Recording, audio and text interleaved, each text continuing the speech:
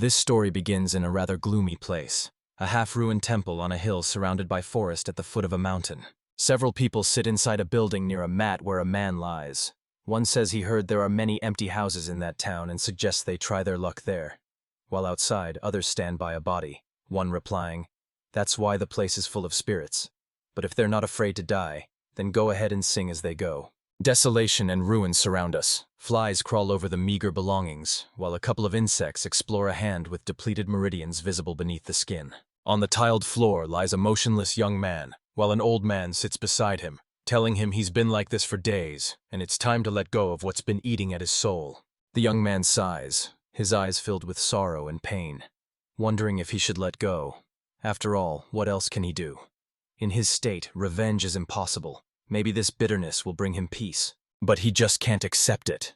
He remembers standing surrounded by 4 young men, one towering and strong, and painfully recalls their sworn friendship, which later revealed hidden blades behind their smiles. He fell into their trap, remembers being left lying on the floor after they reached their goal and left, darkness reigning behind the door, unable to get up, a puddle spreading from the glass that slipped from his limp hand. A bowl of water is brought to his lips, and the liquid is slowly poured into his mouth.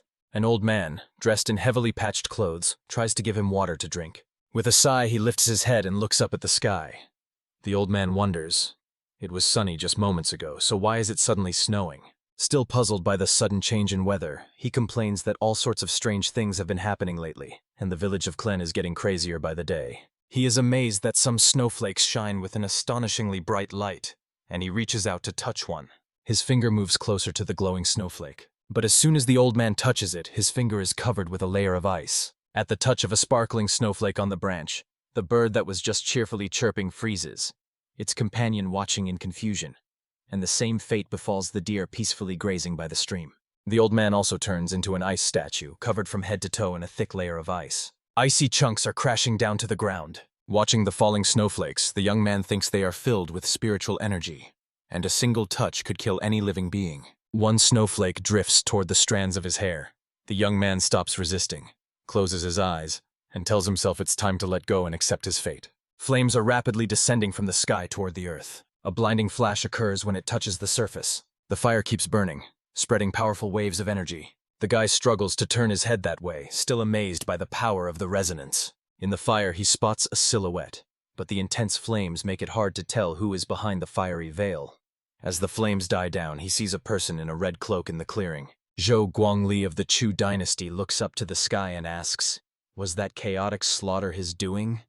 Beneath his feet, the earth is cracked, still smoldering with fire, as fiery energy radiates from him in waves. There are many warriors in the air, unfazed that their feet don't touch the ground. Their leader, Gong Yanbai of the Qin dynasty, asks, "Chaotic slaughter? Did he hear that right?"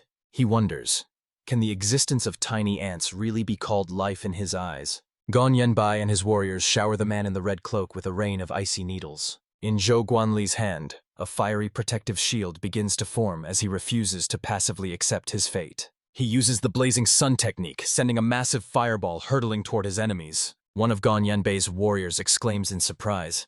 Their top-tier combined attack was destroyed with a single move. Their leader uses a form of air frost technique called the first breath. Exhaling cold air toward the fiery sphere hurled by Zhou Guanli's precise hand, he freezes it instantly. The sudden cooling causes the sphere to split into 2 parts before reaching its target. Sharp metal objects shaped like bird feathers fly toward Zhou Guangli as he strengthens his weapon with qi. Clutching the sword blazing with fiery energy, he holds it before him like a shield as sharp feathers, more like blades, pierce the ground around him.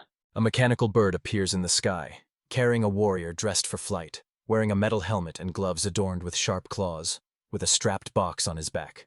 The rider says, "Amazing!" He stood his ground against the Soul Ripper. He's definitely no weakling. Mo Jinggu from the Mo dynasty keeps rambling. No wonder the Qin dynasty needed his family's help.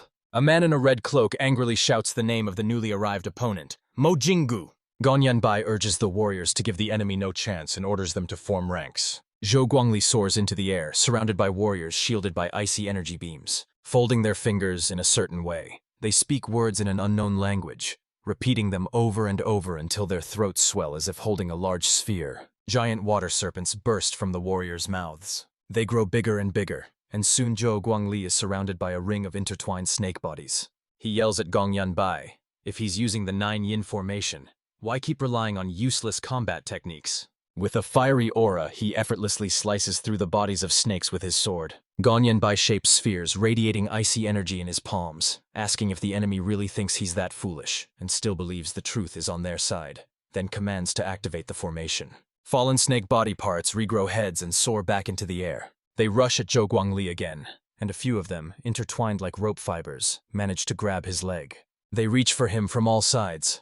The man thinks these water snakes are summoned by the 9-yin formation, and cutting off their heads will only multiply them, while the yin energy from their bites will drain his spiritual power. Meanwhile, Gong Yanbai uses the blood frost technique, second wind. A wave of icy energy approaches Zhou Guangli as he battles the water serpents. Snakes coil around his body as the man thinks about the first breath, the frost of the air. He knows that second wind, blood frost, is even more dangerous. Mo Jinggu, watching the fight from his mechanical bird, says the third breath is cold death, confident that even Zhou Guangli can't withstand the secret technique of the Gongyan clan. Meanwhile, the ice completely trapped the water snakes entwined around the man's body. The ice sculpture remains surrounded by Gong Yanbai's warriors, protected by pillars of icy energy. Zhou Guangli uses a form of the boiling blood technique called Fiery Soul, shattering frozen snake flesh around him as he breaks free from captivity. Mo Jinggu immediately shoots iron eagle feathers at him. The man responds by sending a concentrated burst of flame energy toward him. A pillar of fire strikes the mechanical bird, sending its rider flying.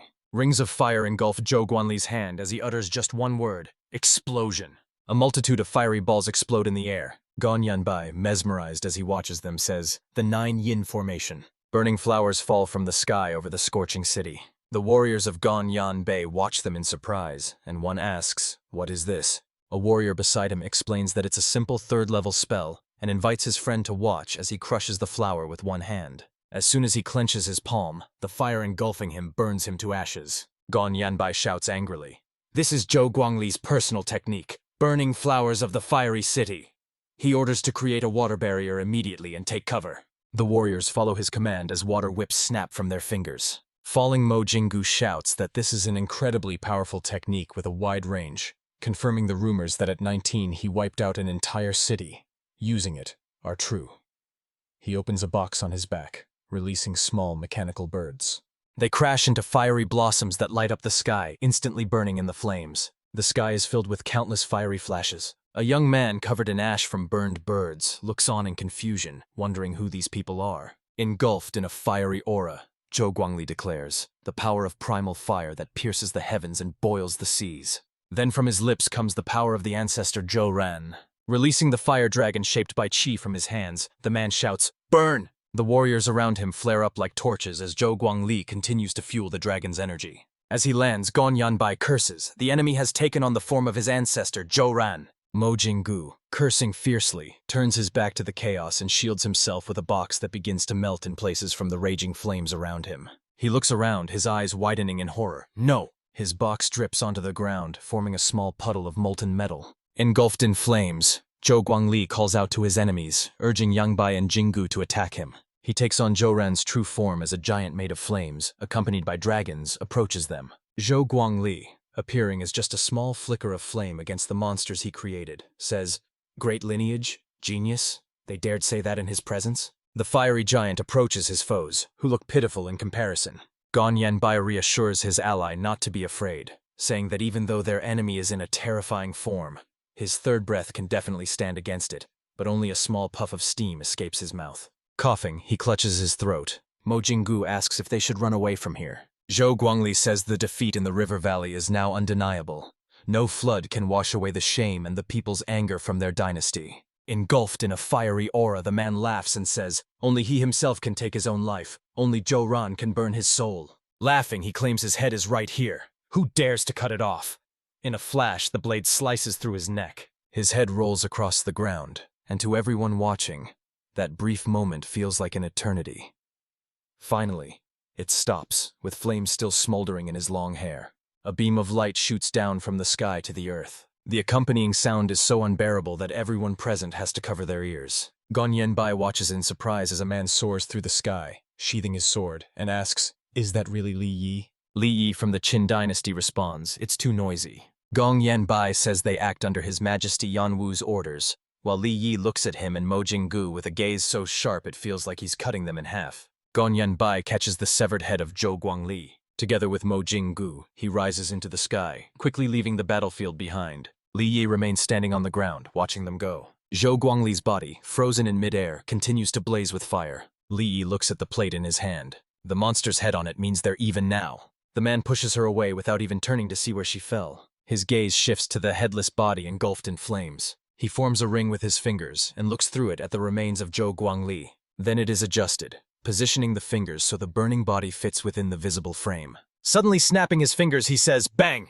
An explosion occurs at the spot where Zhou Guangli's body was found. A sunbeam falls from the sky, illuminating the half-ruined temple on the hill and the charred trees around it. The guy's own head feels like a container full of needles, each one piercing his brain. His body twists in pain as a moan escapes his lips. A hand struggles to steady itself on the cracked floor tiles. With incredible effort, the young man tries to get up, thinking he doesn't want to die. Struggling, he clings to the crumbling walls as he staggers toward the exit. A broken sign hangs on the surviving doorframe as the boy bends down, pressing his hand to his solar plexus, trying to cross the low threshold. But he can't even manage this simple action. His leg stops obeying him. He stumbles over the threshold and loses his balance. A guy is tumbling down the gentle slope of a hill. He falls face first to the ground and lies still for a moment, trying to catch his breath. The guy thinks, there must be something valuable left from such powerful people, something that could save his life. Getting up, he searches through the scattered debris for anything remotely useful, but finds only pieces of flesh, bone, and charred metal.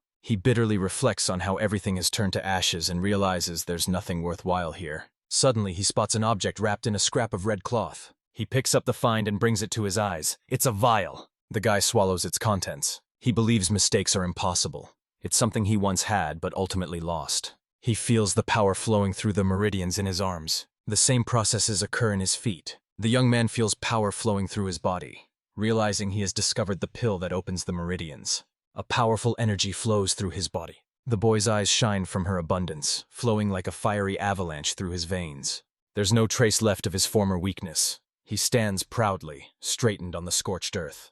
There is no more despair in his eyes. Now he is filled with hope and faith in the future. He says this pill restored his vitality. Fate truly is unpredictable. Twilight wraps the hill crowned with ancient ruins. The young man buried all the fallen, placing wooden posts by their graves, one with a red cloth fluttering in the wind. He thanks the old man who opened the door for him on his deathbed, and the warrior who unknowingly saved his life, saying they are being buried by a man from Maple Forest City of the Zhuang dynasty. On a branch of one of the wooden stakes he placed at the graves, parts of armor and a shred of Zhou Guangli's red cloak were hung. The guy says his name is Zhang Wang. Bowing deeply, he says, "Rest in peace." Shining drops rise from the earth on Zhou Guangli's grave. They form a glowing circle. The guy looks at it puzzled. What is it? He holds his palm under the hovering circle, trying to figure out what's happening. Then he quickly clenches his fingers, and light beams out from between them. Zhang Wang's eyes widen in surprise. The young man looks around in confusion. Where is he?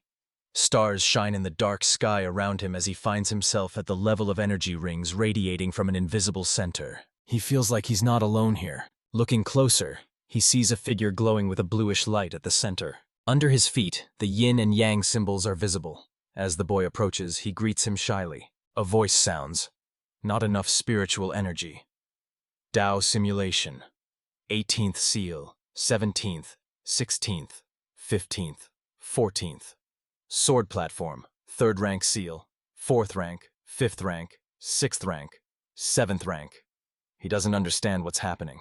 A scroll appears before Jiang Wang, and a calm voice announces, the 9th sword rank, the 1st Dao rank. The guy feels himself being pulled in by an irresistible force drawing him toward the ghostly figure standing at the center of the circle. The guy merges with the glowing figure, becoming one. Jiang Wang hovers in space, glowing with a bluish light, as a calm voice greets the revered master of the sacred land, Don Zhenhu, leaving the stunned young man asking, what is happening here? Now he stands in the center of the circle, energy swirling above him, a beam from its core striking the top of Jiang Wang's head.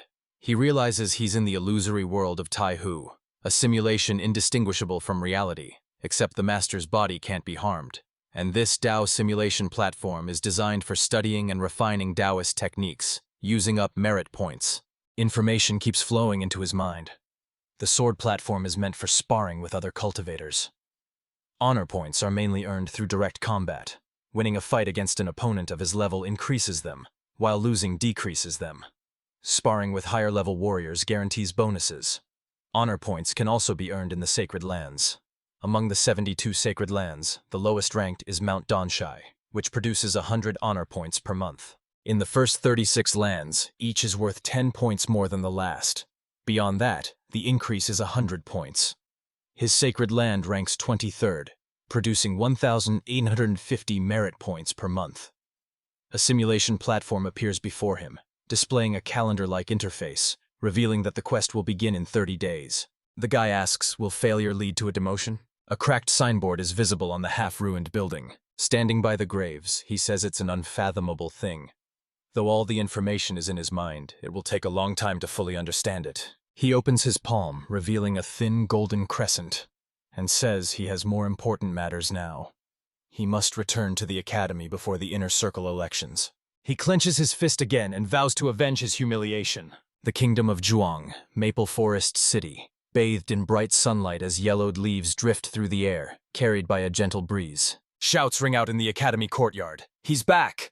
Jiang Wang has returned! A young man with a box on his shoulder walks slowly across the yard. He decisively drops the luggage from his back and kicks it aside. A shout rings out. Is that guy back? A tall man pushes people aside without caring about their displeasure, shouting, out of the way!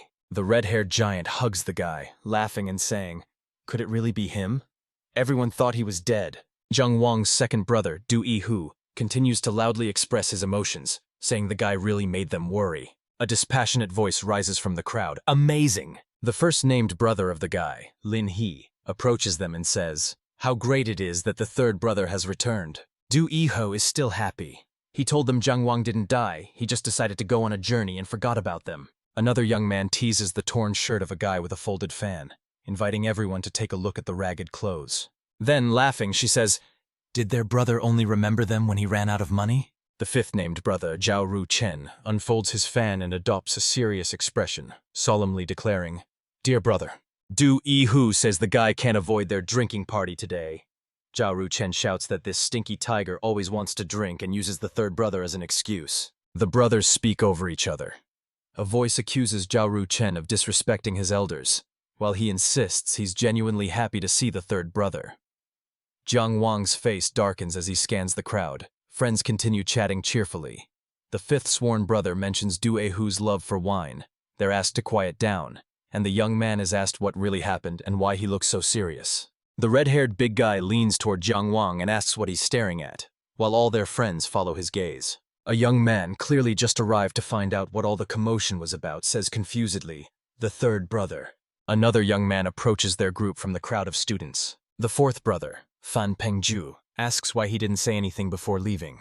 They were so worried. Jiang Wang slowly says, exactly 57 days have passed. He thought about him every single day. But what about him? I wonder what was on his mind. What was he thinking all this time? Fan Pengju, unfazed and calling him brother, says he thinks there was some misunderstanding. After that incident, he was very worried and even sent people to look for him. His friends behind him try to intervene, but Zhao Ruchen stops them all. Taihu shouts, asking if he only thought about Fan Pengju. What about them? The guy replies he thought about them too, wondering how they could sleep peacefully while he was gone. The fifth sworn brother asks him to stop and suggests they first go to the academy. The surrounding students whisper excitedly. One wonders what lies behind Master Zhang's words, while another insists he always speaks sincerely and dismisses any nonsense. Lin He says the third brother must have been through a lot lately, and suggests talking in a calmer setting. If the guy was wrong, the brothers will protect him and fight to uncover the truth, even in higher courts, urging Jiang Wang not to act impulsively, as someone might want them to fight, but they shouldn't give in. The guy steps toward the box he had carelessly dropped from his shoulders earlier. He says he understands what troubles his older brother and deeply values their sworn friendship, so it pains him to admit that someone could betray their own brother for personal gain. Fan Pengju warns not to accuse anyone without proper evidence. The guy hits the box, shattering it into pieces, and shouts, "Here's the proof!" His so-called brothers step forward to see what he wants to show them. Fan Pengju's face twists with uncontrollable anger. A heavy-set man falls out of the broken crate, gagged and with his hands tied behind his back. The Fan family servant, Kai, is too weak to move, only mumbling incoherently as he tries to speak. Jiang Wang says that on that day, it was this servant who delivered a message from Pengju, inviting him to drink at the Moon Gazing Tower to celebrate his feat of defeating the gang on the Western Mountain, for which he received a meridian opening pill. When he arrived, the fourth sworn brother was absent, and Kai persuaded him to try the wine Pengju supposedly brought for the occasion, never imagining it was poisoned. Like an arrow, Fan Pengju swoops down on the servant lying on the ground and drives his blade into his neck. The servant screams, calling him a monster, saying the Fan family pulled him out of the mud, yet he dared to conspire with bandits, forge a letter, and harm his third brother. His sword is stained with the blood of an elderly servant. Pulling his blade from the man's body, Fan Pengju says this scoundrel wove so many schemes to turn them against each other and tells the third brother not to believe his words. Jiang Wang turns away, saying he knew the young man would kill him. But Kai had already written and signed a confession. He asks if Pengju wants to see him, who insists the servant lied, and asks what he must do to gain the young man's trust. Jiang Wang replies that his anger cannot be easily calmed. Death is the only way out. Hearing his words, the fourth brother shudders and asks, calling Jiang Wang brother, "How did it come to this?" His hand, gripping the blood-stained blade, trembles. He raises his sword overhead, saying the guy is right.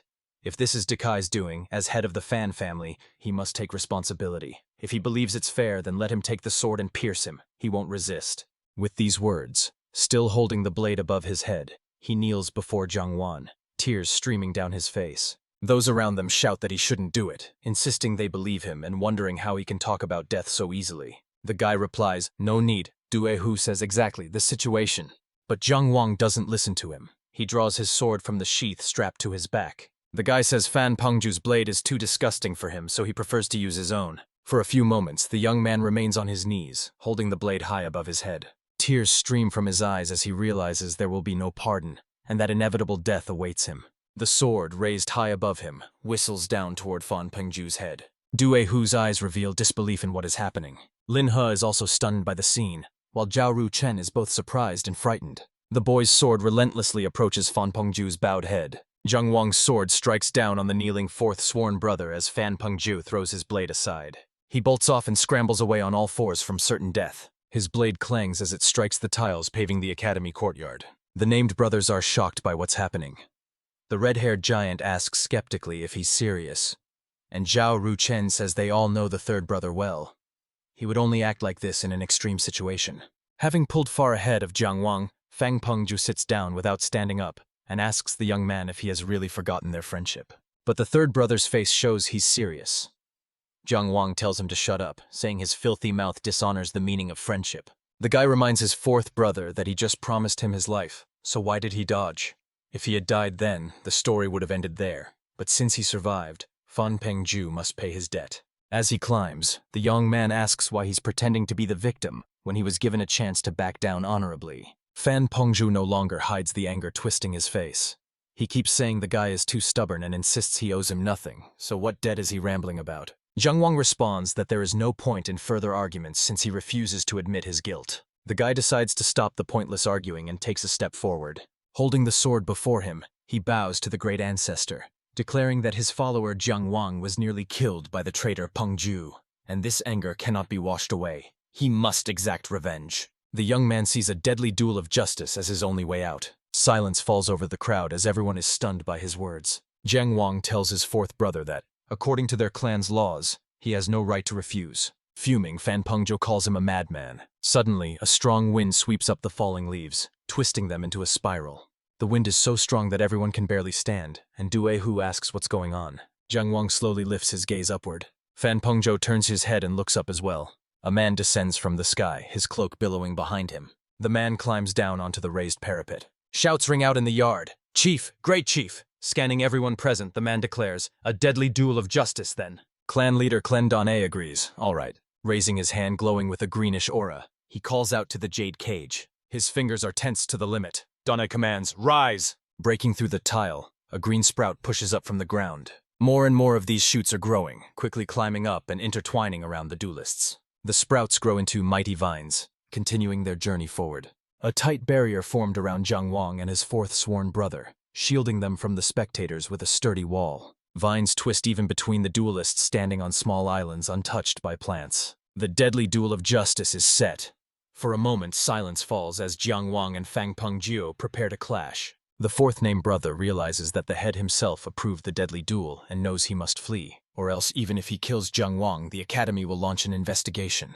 The young man rushes to the edge of the newly formed arena, intent on escaping, but one of the sprouts rises and reaches toward it. He stops just a few millimeters from Fan Pengjiu's pupil, who freezes in confusion at the unexpected surprise. The young man is forced to retreat, stepping back as he realizes escape is impossible. Don A says rules are rules. He orders Fan Pengjiu to draw his sword and fight. The same sprout, guided by the head, finds a blade and throws it to the youth. Fan Pengjiu, resigned, lowers his head and catches the weapon. The Maple Clan leader commands the deadly duel to begin. The academy students exchange surprised whispers. Jiang Wang, the clan's top-ranked, and Pengjiu, second, are about to fight to the death. This is no ordinary sparring match. Someone could die. Du Yihu calls out to the first of the named brothers, but he replies that the leader himself has intervened. They are powerless here. Meanwhile, the former sworn brothers are ready to start the duel, staring at each other, hesitant to make the first move. Fan Pengjiu tells his brother he could have just quietly come back. Why did it have to come to this? He explains that he just wanted to become stronger. Jiang Wang refuses to listen to his pitiful excuse and attacks the young man. Looking Fan Pengjiu straight in the eyes, the guy tells him to stop talking nonsense and promises that today he will die by his hands. The fourth brother, rushing toward him, says the guy's confident face always annoyed him. Fan Pengjiu's eyes radiate powerful qi, and incredible force emanates from him. The named brothers gasp in surprise. Du Yihu exclaims that Pengjiu has opened the meridians, while Zhao Ruchen condemns him as shameless, confirming he really stole the pill from the third brother. Meanwhile, the young man, his face full of anger and anticipation, tells Jiang Wan that even if his swordsmanship is better, he has taken the meridian opening pill. What can he do against that now? The guy confidently steps forward toward his enemy. Jiang Wang says he stormed the Western bandits' lair for her, fought through countless bloody battles, and finally destroyed their nest, getting wounded 13 times, 2 of them fatal, and barely made it home. Energy flows along Jiang Wang's meridians, visible even to the naked eye. He says the pill was won through tears and blood. Did Fan Pengjiu really benefit from it? The fourth brother is scared, clearly not expecting this, and asks if Jiang Wang really opened the meridians too, unable to understand how it's possible since he stole the pill. The duelists rush at each other, their blades clashing with sparks flying. Fan Pengjiu is forced to retreat under the guy's pressure. Mentally, he curses, unable to understand how Jiang Wang managed it. Blood flows from the many cuts on his body. He is clearly scared. Mentally, he tells himself to calm down, reminding himself that over the past 57 days he has meditated and almost fully absorbed the pill into his body. Confident the young man is seriously wounded and won't last long, so Fan Pengjiu believes he must seize the opportunity. He charges into the attack, shouting, "Take this!" Fan Pengjiu starts to pressure Jiang Wang, giving him hope for a favorable outcome in the duel. The Maple Clan leader watches the duel with impartial eyes. The second brother yells at the guy not to lose to that scoundrel. Xiao Ruchen says thoughtfully, "It seems there's something wrong with his meridians too." Fan Pengjiu is confident in his abilities, clearly inspired by his recent success, and is preparing for another attack. Jiang Wang slightly increases the distance between himself and his opponent, wanting to focus. The young man attacks confidently, leaping toward Jiang Wan with his blade raised high. In his mind, Fan Pengjiu gloats. Just as he thought, the guy's meridian simulation didn't last long. He decides to bare his fangs at the right moment. Anticipating victory, he completely forgets caution and leaves himself open to a counterattack. Jiang Wang wastes no time and seizes the moment to strike the enemy. Stepping back slightly, he says the third brother seems to be in a bit of a hurry. Attacking him, Jiang Wang declares he wants to kill him immediately. He strikes and severs Fan Pengjiu's hand holding the sword. A wild scream echoes across the square as a severed limb with a blade falls to the ground. But Jiang Wang isn't about to stop now. His eyes blaze with fury and a thirst for revenge as he charges at his enemy. The guy elbows Fan Pengjiu in the chest. The blow is so powerful it shatters the young man's ribcage, crushes his bones, and causes intense pain.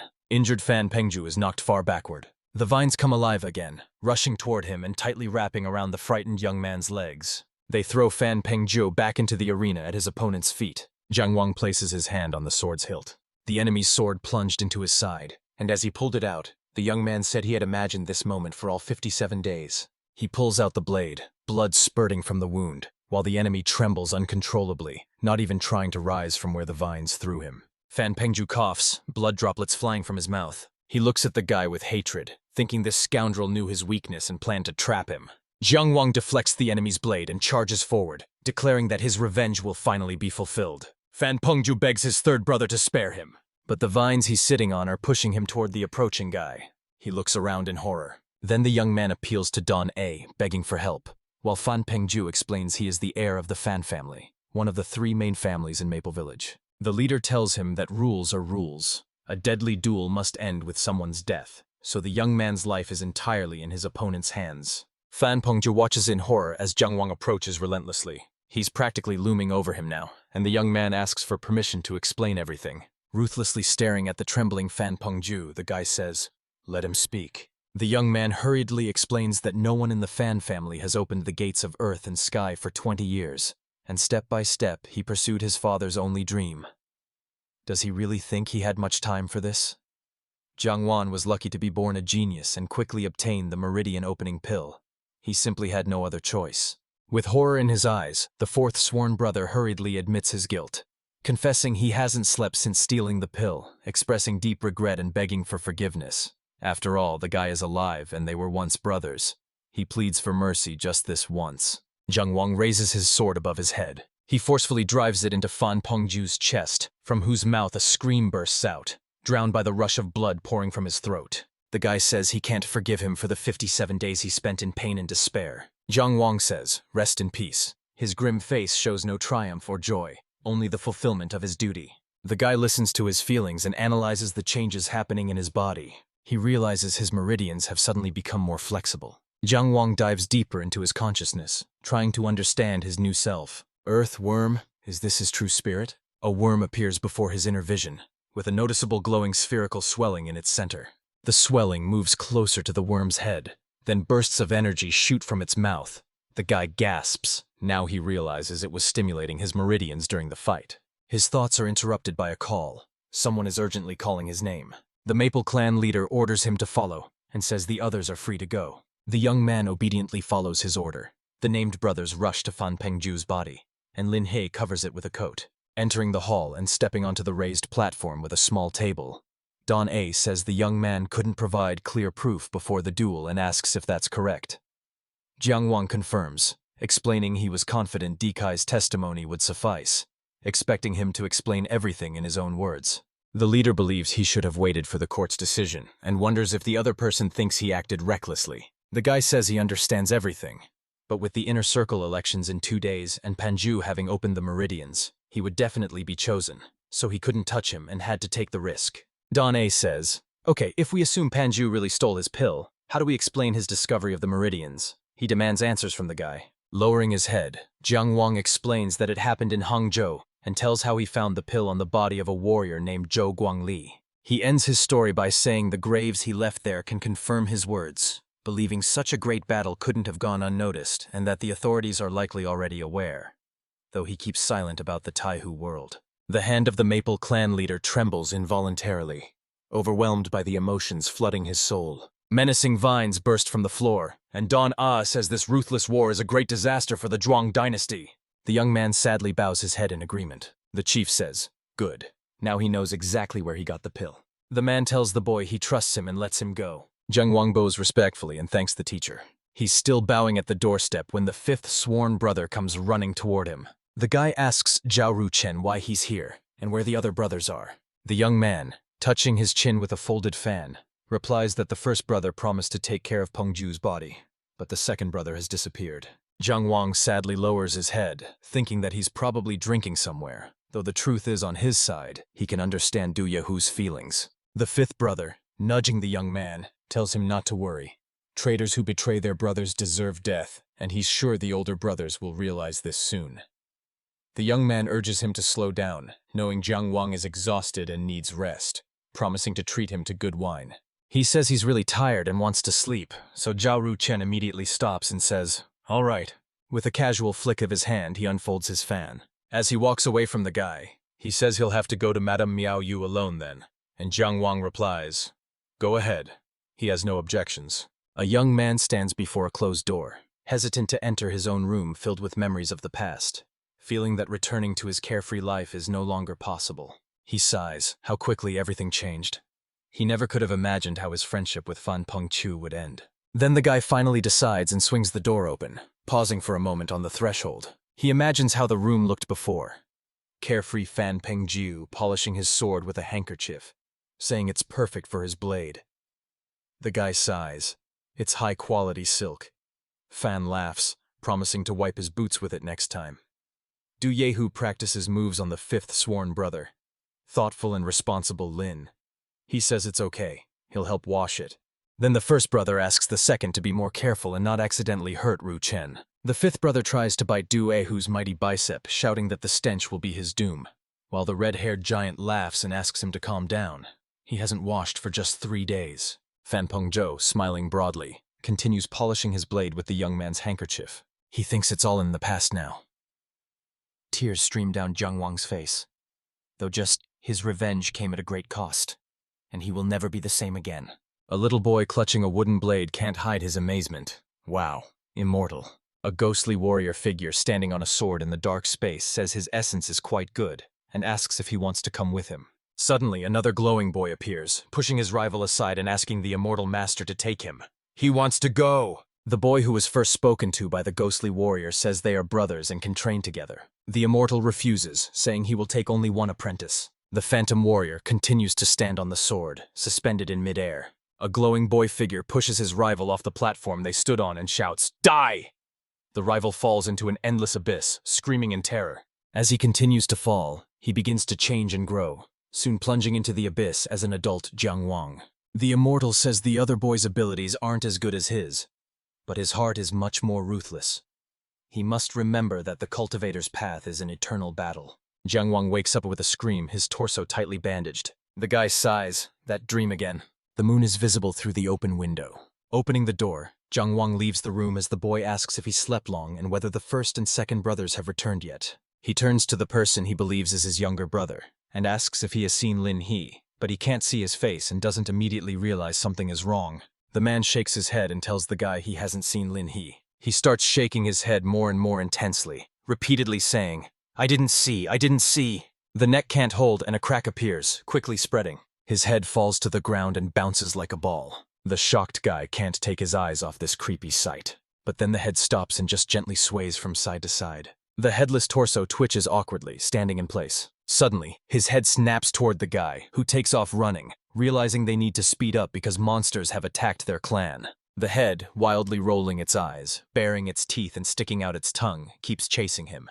He tries to hide in the room but fails as a green haze blocks the door, and his head hits an invisible barrier. Jiang Wang realizes that a barrier is blocking the space, and he can't hide in the room. Howling menacingly, the head lunges forward again while the body clumsily stumbles after it. The guy decides that first, he needs to open the meridians. He suddenly turns toward the terrifying pursuer. Using the Tsutsu shoot technique, he delivers a powerful kick to the head, sending it flying away swiftly. Like a cannonball, she rushes toward the body limping behind her. The guy realizes with horror that he has injured his leg. He looks down and sees a large torn wound on his foot. He drops to one knee to ease the pain in his leg, all while keeping a close eye on the monster chasing him. A torso holding a head by the hair tears open its shirt, revealing a skull embedded in its chest, eyes gleaming and teeth clicking. It admires Jiang Wang's strong legs, then asks when this outer circle disciple managed to open his meridians. The monster rests its head, bearing yellowed teeth, on the neck. The guy watches the monster's actions and thinks it can control corpses. It's way beyond him. He takes off running again, quickly turning the corner, thinking he must warn the brothers in the inner circle or many could be hurt. A guy runs up and crashes into an invisible barrier. As he feels around, he realizes the entire dorm is engulfed in the monster's aura, and wonders how he'll escape this trap. Jiang Wang opens the meridians and breaks through the barrier with a running start. Already in the air, it tucks its legs and rolls along the ground. He lands and tries to stand up. Suddenly, a voice booms. Brother Jiang is doing pretty well. He sees Li Changchu, a follower of the inner circle, standing on an ornate stone statue before him. He says the guy should leave it to him, and for now, he should head to the infirmary. The Maple Clan leader says they don't need help. They can handle it on their own. The guy, pointing to his wounded leg, tells Don A that the monster can control corpses, and one of the students is already dead. The leader points a glowing green finger at him and replies that he knows this. His energy, absorbing the poison, penetrates Jiang Wang's wound. Sweat streams down the face of the young man in intense pain. Under the influence of healing energy, the poison concentrates into a small sphere. Then the head's power pulls it out of the guy's body like a splinter. Zhang Wang breathes a sigh of relief. There is no longer any corpse poison in him. Don A and the guy watch as a silhouette rises from the academy yard into the sky. The clan leader says, first he kills their people and now he's trying to escape? He threatens ominously that the monster has no idea who he's dealing with. Don A strikes the ground with his hands, summoning a jade cage from its depths as sprouts immediately rise to the surface. They shoot toward the sky at incredible speed, making it clear the fugitive can't escape them. The skull on the monster's body curses. It didn't expect Don A to intervene. The head, held by both hands, asks, what now? The skull decides they need to split up. The head agrees, and the hands immediately push it away. Her head lands on the roof, using her hand like a foot. Watching the vines catch and wrap around her abandoned body, she decides they have no chance against Don A, so it's better to run. Meanwhile, the vines curled into a tight ball, hiding their prey inside, with sharp thorns protruding from all sides. The head swiftly hops across the roof to the very edge, then pushes off and takes flight, escaping in a hurry. Flying over the academy courtyard, she thinks they got what they wanted. A simple Taoist who accidentally unlocked the meridians, and laughs, knowing she's now safe to report to the lady. Suddenly, a huge fist crashes into her face. The academy gates grew two powerful arms made of vines, clearly ready for a fight. The head snaps in the opposite direction from the impact, cursing mid-air, never expecting Don A's control to reach this far. It hits the roof and soars back up again, vines ending not in fists but huge pitcher plant flowers catch the unlucky fugitive. Don A climbs higher on another vine, asking how such a miserable worm dared to do whatever he pleased on his territory. Against the night sky with a bright moon, the vine-entangled head meets the clan chief Maple, lifted by the same vines. Don A sternly demands he reveal who he is, while the head dripping with blood pleads not to be killed and to come closer. Blisters glowing with a bluish aura appear on her. Grinning, the head says it will tell him everything once they're in the underworld. The man makes a gesture with his index finger. The Venus flytrap closes, hiding its prey beneath the petals. Bluish blisters appear on the flower petals. Don A says the monster dared to tarnish the honor of the Zhuang dynasty within their clan's territory.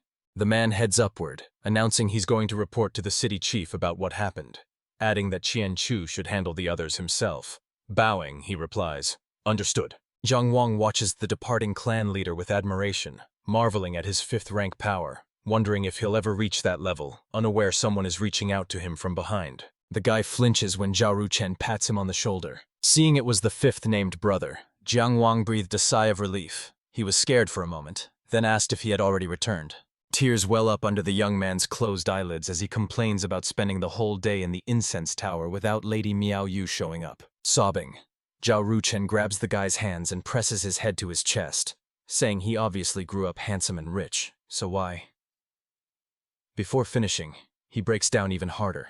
The guy tries to stop him, saying enough, and asks if the young man has seen the 1st and 2nd brothers, who haven't returned to their rooms yet. The 5th brother says he has a guess where they might be and invites Zhang Wang to follow him as they weave through a crowd of excited students, overhearing fragments about the head intervening, a monster invading the clan, and even one person dying before entering an arched doorway. The 3rd and 5th brothers cross a stone bridge over the river and continue on. The young man explains that although the Fan family refused to claim the body, the 1st brother couldn't just leave it in a common grave, so now they must be somewhere along the Green Willow shore. From afar, they see a fire burning under an old willow, lighting up a fresh tombstone and Lin He standing nearby, while Du A Hu drinks greedily a little further away. Zhao Ruchen tells the guy, as he suspected, they're both here. Lin He turns around and notices them, and upon hearing his voice, the 2nd sworn brother also pays attention. Stepping forward, Zhao Ruchen says, the only constant in this world is that the world is always changing. They once trained their swordsmanship here, but who could have imagined it would come to this? All eyes are drawn to the tombstone, beside which a blade juts out of the ground. Lin He says Pengju helped him when he needed it, so he doesn't want him to rot in a mass grave and asks if the guy will blame him for that, to which Zhang Wang replies, of course not. Silence hangs in the air, with only the crackling of the fire breaking the night's stillness. The guy says they're no longer kids. Let the older brother's warm feelings for Fan Pengju stay with him, but he won't judge the desire to forget the 4th sworn brother, and Lin He agrees he's right. The eldest sworn brother says, as Ru Chen said, much will change in the future, and change often scares people. Meanwhile, the youngest sworn brother wanders in the water, and Du A Hu keeps drinking from the bottle. Zhao Ruchen sneaks up to the 2nd sworn brother and, with a sly smile, asks what's going on here. Pointing at the red-haired giant with a fan, he laughs. Taihu whines like a baby, while the second brother curses, calling him a lousy rat. He raises his leg to strike. Zhao Ruchen hurriedly retreats, calling out to Lin He and Zhang Wanyu. Save me. He admits he was wrong. The eldest brother approaches the water's edge and says, change is inevitable. We must enter the current and go with the flow. He looks back at the young man, a faint, barely noticeable smile appearing on his lips. The youth says that as long as their hearts are pure, they can face the future calmly and without fear, then asks if Zhang Wang agrees. The guy thoughtfully repeats after him, pure hearts. He also approaches the water's edge, the river splashing against the shore at his feet. Zhang Wang lifts his head resolutely and gazes into the distance. Meanwhile, Taihu catches up with the fifth sworn brother under the bridge. A guy rushes over shouting he'll help pull down his pants. Zhao Ruchen protests. Whose side is he on? And calls out to Lin He to help him, while the eldest sworn brother watches their scuffle from afar, warning them to fight all they want, but not to touch Ru Chen's handsome face. Then a shout rings out over the river. Let go! Have mercy! We're brothers! Followed by cheerful laughter and splashing. At the entrance of the ruined temple on the hill hangs a sign split in two. In the surviving corners of the house, cobwebs hang and everywhere is desolation. A graceful woman's hand with bright nail polish touches the table surface, with the edge of a luxurious garment visible. A girl in a pink dress sits at an old dirty table. In the doorway, part of a cloaked figure is visible. A voice is heard. They really are. Under the cloak's hood, a skull is visible as its owner brings a beautifully embroidered handkerchief to the hollow where a nose once was. The Taoist of the white bones, called the Messenger, complains that it's very dirty here, but his companion disagrees. Dirty. The Zhang family has searched every inch here multiple times, and she believes they won't find a cleaner place than this. The girl in the pink dress, a white-boned Taoist known as the white-boned saint, adds with a delicate pinky to her lips. The great Zhou Guangli died here, and she can still feel his aura. The envoy suggests getting straight to the point, saying that dealing with Maple Forest's leader Val Fane was always necessary, but someone like Don A could cause even more trouble. So the longer they delay, the greater the risk, and it's better to start capturing cultivators for sacrifices immediately. The tip of a stiletto touches the messenger's neck. The saint, whose hairstyle is adorned with several stilettos made like hairpins, asks, cultivators? Don A's disciples? Or maybe generals of Vel Fen? Killing just one follower from the outer circle caused such an uproar.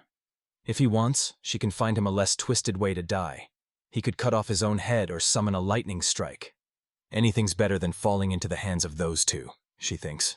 Raking the tip across the messenger's jawbone hard enough to spark, she withdraws the stiletto. The white-boned saint says they must be quieter than water, and lower than grass until the child of Tao appears. One wrong move and neither she, he, nor their entire clan can handle the consequences. So the messenger asks, what should they do about the sacrifices when there are no more wanderers or beggars left? Stretching lazily, the pale saint replies, so be it. They weren't counting on this place anyway. The elders have a new plan, and she just came here to tell him.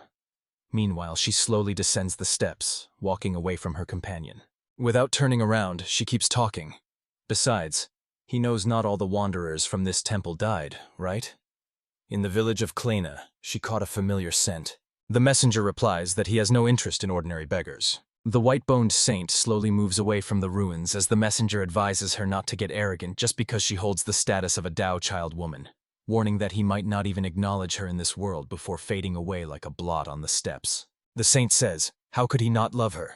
She waited and preserved herself for so long. The academy students sit on the floor at low tables while the teacher is positioned on a small platform. The eldest and the third of the named brothers listen closely to his story as the old man's words flow calmly. He is the ancestor of all beings, existing long before any earthly emperor. Taihu is dozing, resting his head on his hand, while Zhao Ruchen, sitting behind him, reaches out with a feather, aiming to tickle the red-haired giant's nose. Meanwhile, vice-head of the Taoists, Song Qifan, holding a fan in one hand and an incense burner in the other, continues his calm explanation. They have just entered the inner circle, and until their meridians open, they can only train their breathing techniques and qi. The true path of the cultivator begins only when the meridians open, as these meridians hidden in the spine, also called the Palace of Dantian, are the key to achieving immortality. He tells the students that unlocking the heavenly chakra will elevate them to a higher rank, then asks who among them can explain the cultivator ranks. Lin He raises his hand to answer the teacher's question, and Song Qifeng waves his fan to give him permission. The guy's older sworn brother says there are 9 ranks, from lowest to highest: Yumai, Zhoutian, Tongtian, Tenglong, Zhou, Wailu, Shenlin, and Yandao. Vice leader of the Taoists, Song Qifeng, is pleased with the response and says, "Not bad. The 9th rank marks the beginning of the path, characterized by forming the Tao spiral in the Tongtian Palace. To create the Tao spiral, one must master the basic matrix pattern that their clan intends to teach its disciples." He tells them that in the future, when they gather enough energy and distribute it across 81 Gaian matrices, their spiral will be formed. Meanwhile, an angry Du Yehu caught the mischievous Zhao Ruchen, pinned him under his arm despite the youth's desperate struggles, and shoved his thick fingers into his nostrils. The 5th named brother thrashes his legs desperately, nearly hitting Jiang Wang, who tries to push his kicking limbs away. The teacher keeps speaking without showing that he clearly sees the student's mischief, knowing that at the early stage of opening meridians, an ordinary person can grasp no more than 2 Tao entities a day. Suddenly, Du Yihu and Zhao Ruchen are hit right in the face. They sit motionless in their places, fists made of incense smoke hovering over them, fueled by the master's power. Sun Qifeng continues, saying it will take at least 41 days to form the matrix. Fanning the smoke from the incense burner, he explains that to reach the Zhou Tian rank, one must connect 3 Tao spirals. Achieving this lets them sense the heavenly chakra, and unlocking it elevates them to the 7th rank. Jiang Wang says it takes 81 Tao entities for 1 spiral, and for the Zhou Tian rank, you need 3 of these. He's trying to figure out how much time he'll need. 3 times 1 is 3, 3 times 3 is 9. If he can only gain 2 Tao entities a day, reaching the 7th rank will take... Lun He turns to the guy and says, 365 days, but that's in theory. It all depends on talent and character, and once the first spiral forms, energy will be produced faster. Jiang Wang says he understands and thanks his older brother. The young man reflects that Master Don A reached the 5th rank at 60 and is already considered a genius. He fears to imagine how powerful those warriors were and wonders if he can surpass them.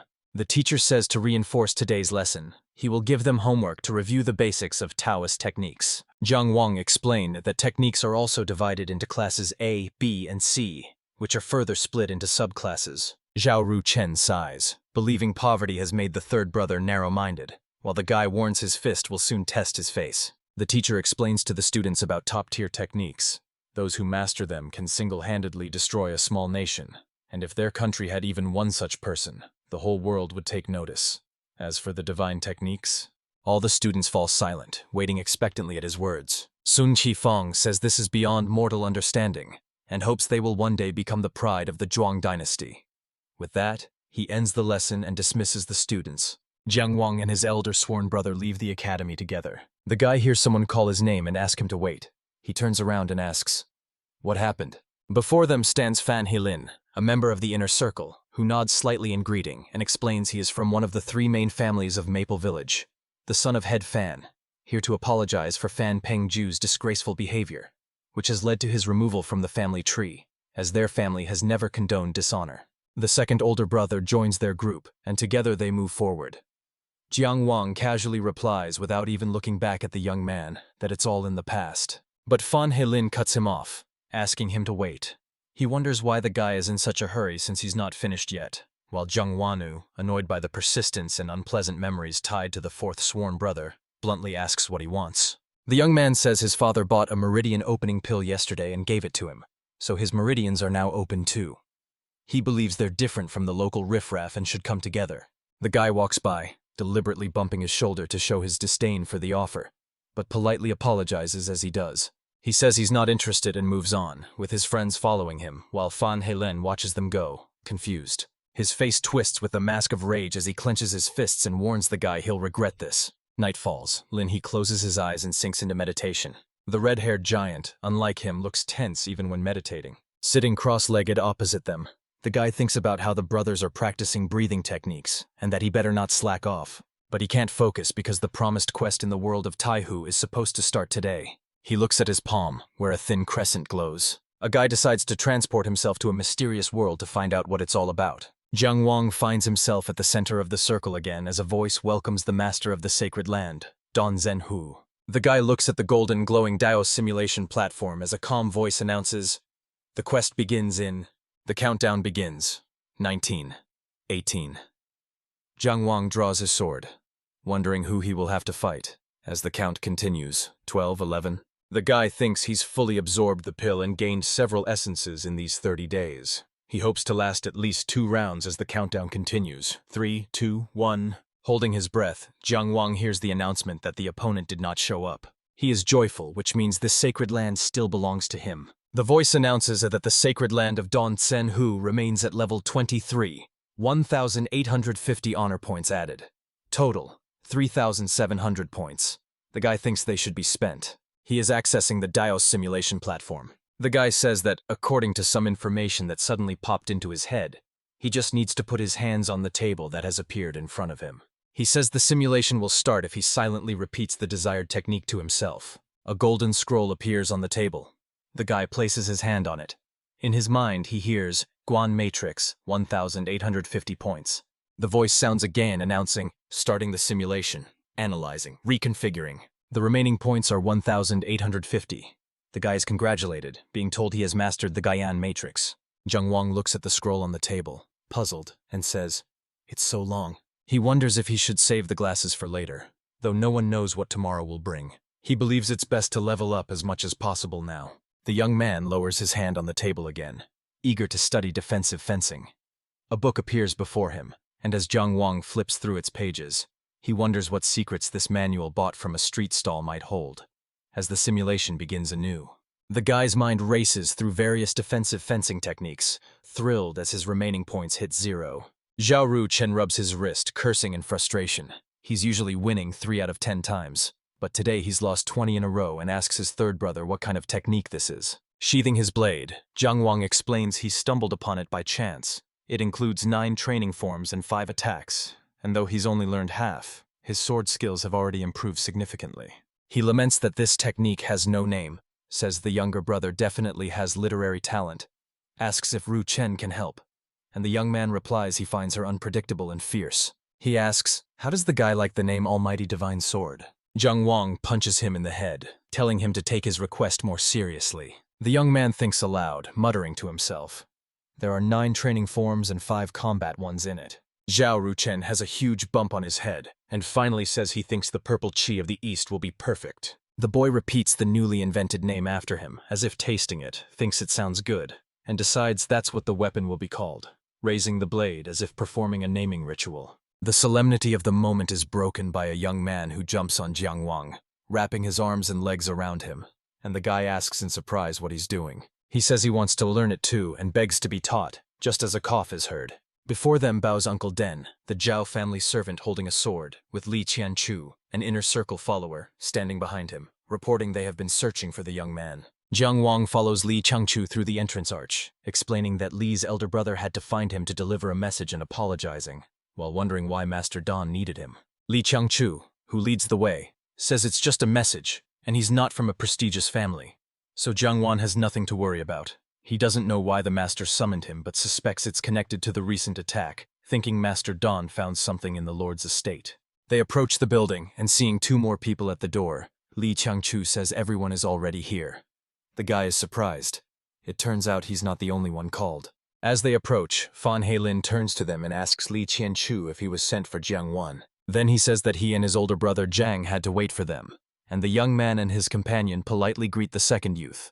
5th-year Inner Circle disciple Zhang Lihuang says they would have to wait anyway, as Master Dan is still meditating. All 4 freeze in anticipation by the door. Dan A appears and everyone present bows in greeting.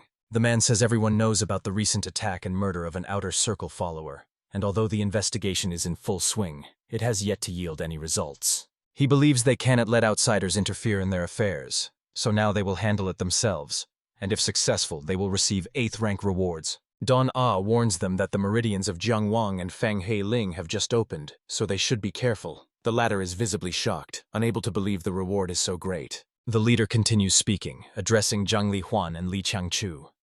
Each will take 1 under their wing, and they will complete the task in pairs. The man adds that 90% of the reward will go to those who perform the best. All 4 bow together and say yes.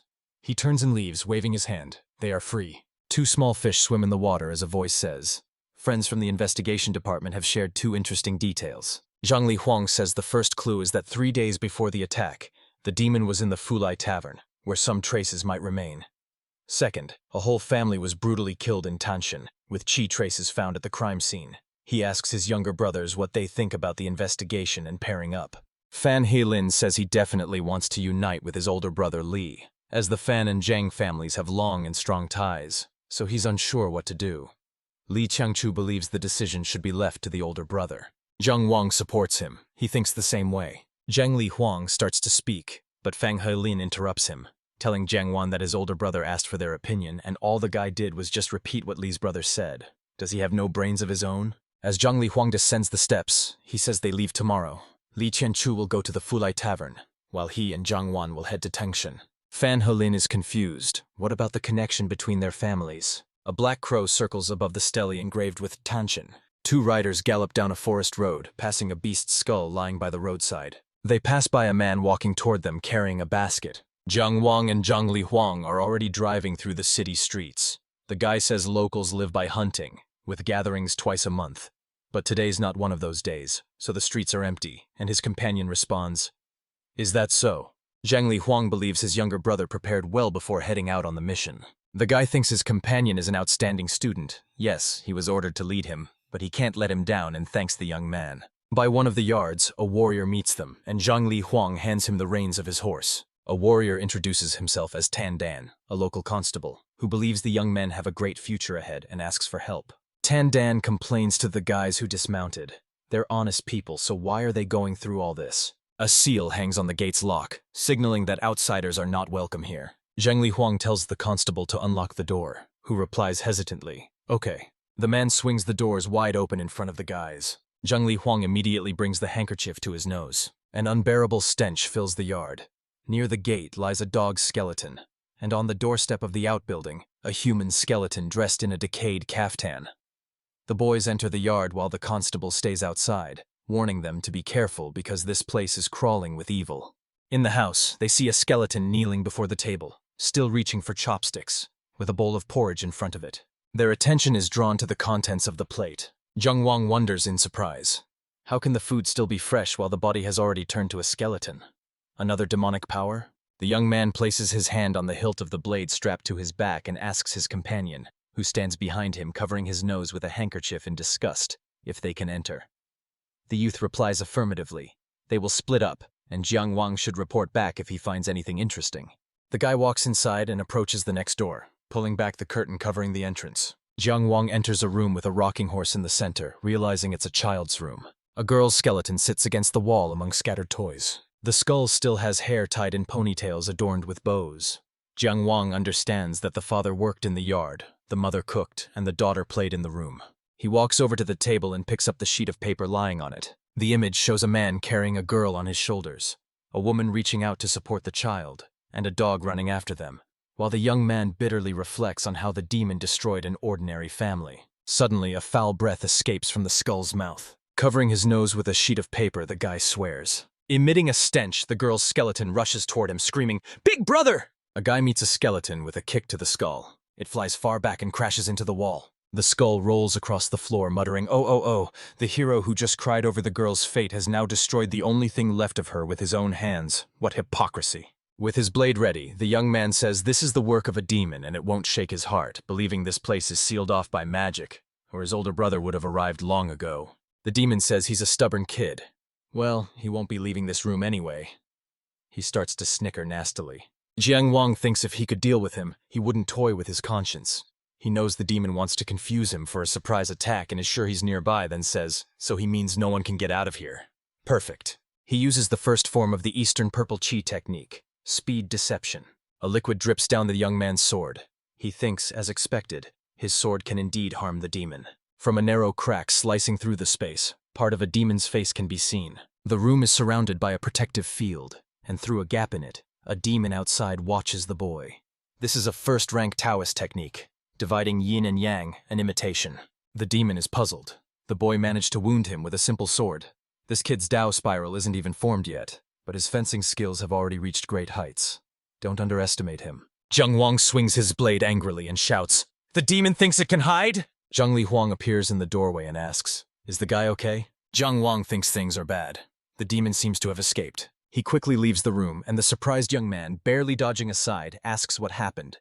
Jiang Wang explains that a demon trapped him here and just escaped, then asks if his older brother senses its trail. The guy scans the room with a wary look. He sees the table chopped into pieces, where he had earlier seen a woman's skeleton. At the threshold lie human bones radiating residual negative energy. Zhang Li Huang says 2 skeletons came to life, but he dealt with them quickly. So the guy was fighting a demon cultivator? Jiang Wang agrees, regretting he couldn't deliver a fatal blow and let the demon escape. But his companion believes that was enough. He holds out his hand to catch the drops of demonic blood dripping down the blade. Using internal energy, he forms a small sphere, explaining that the chief knows the 6 trigrams technique to track the creature by its blood. They leave the house. Zhang Li Huang says they've gathered valuable information and need to head back. Slightly turning his head to the guy walking behind him, he asks, "This whole situation seems to have really affected him?" Sad Jiang Wang explains he has a half-sister on his father's side, whom he is very close to. After their father died years ago, she and her mother remarried and moved to Wangjiang, and he hasn't seen them since. So finding the girl's remains made him think of his sister and what might have been, driving him momentarily mad, and he asks his older brother to forgive him. Jiang Wang gives the constable a small pouch of money. Already seated on his horse, he asks the man to bury these people with dignity, and Tan Dan thanks him. Horses gallop past the stele bearing the name of the city Tanshan. The guy riding behind the satellite says, "Even in a place this remote, there are roads guarded by formations. It's scary to imagine how much money is spent on this every year." Zhang Li Huang says that even such huge investments only protect against wild animals and weaker monsters. Travelers will have to deal with anything stronger, especially the ferocious beasts. Jiang Wang replies that while wild animals are straightforward, other monsters, though dangerous, can be useful for making potions and elixirs. But what exactly are these ferocious beasts?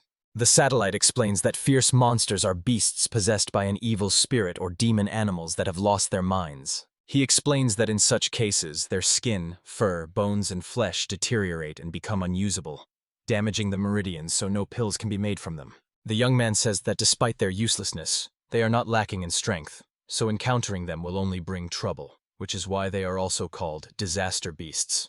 Jiang Wang thanks his older brother for the explanation. Zhang Li Huang turns to him and says it's now his turn to ask questions, noting that the same thing happened in both Maple Village and Tanshan. Jiang Wang looks at his companion with surprise and a hint of caution. He keeps talking. Demons circle around him every time. What draws them to him? What's his secret? He curls his fingers, leaving only his index and pinky extended, with energy crackling between them. The guy's eyes widen in surprise. He thinks, secret? Maybe only the illusory world of Taihu. Zhang Li Huang delivers an energy strike, and the guy's horse rears up. But his strike only shatters the arrow relentlessly heading toward the guy. A voice rings out. He's been waiting for them a long time. Now he's going to deal with them. Zhang Li Huang rushes toward the voice, so fast that even his horse crouches from the force of his leap. A shadow rushes between the trees. A voice warns, "Be careful with this one." A guy shouts, "Big Brother Zhang!" He rushes into the forest thicket, realizing he hears the voice of the creature from Tanshan. The guy uses the first form of the Eastern Purple Chi technique, speed deception. Moving through the trees, he exclaims, "The creature fears him." The demon sneers and replies, "Trying to provoke him? Let him not get cocky. He's not afraid of him, but of his companion, Zhang Li Huang." The guy uses the second form of the Eastern Purple Chi technique, deception of precision. Jiang Wang declares that for killing innocents, he sentences him to death. The demon kicks huge logs toward the guy, who admits his sword skills are decent, but, in the end, he's just a pathetic underdog kid. The demon's biceps swell, tearing the bands around them as he says he'll now show just how big the difference between them is. The demon's hand grows unbelievably huge.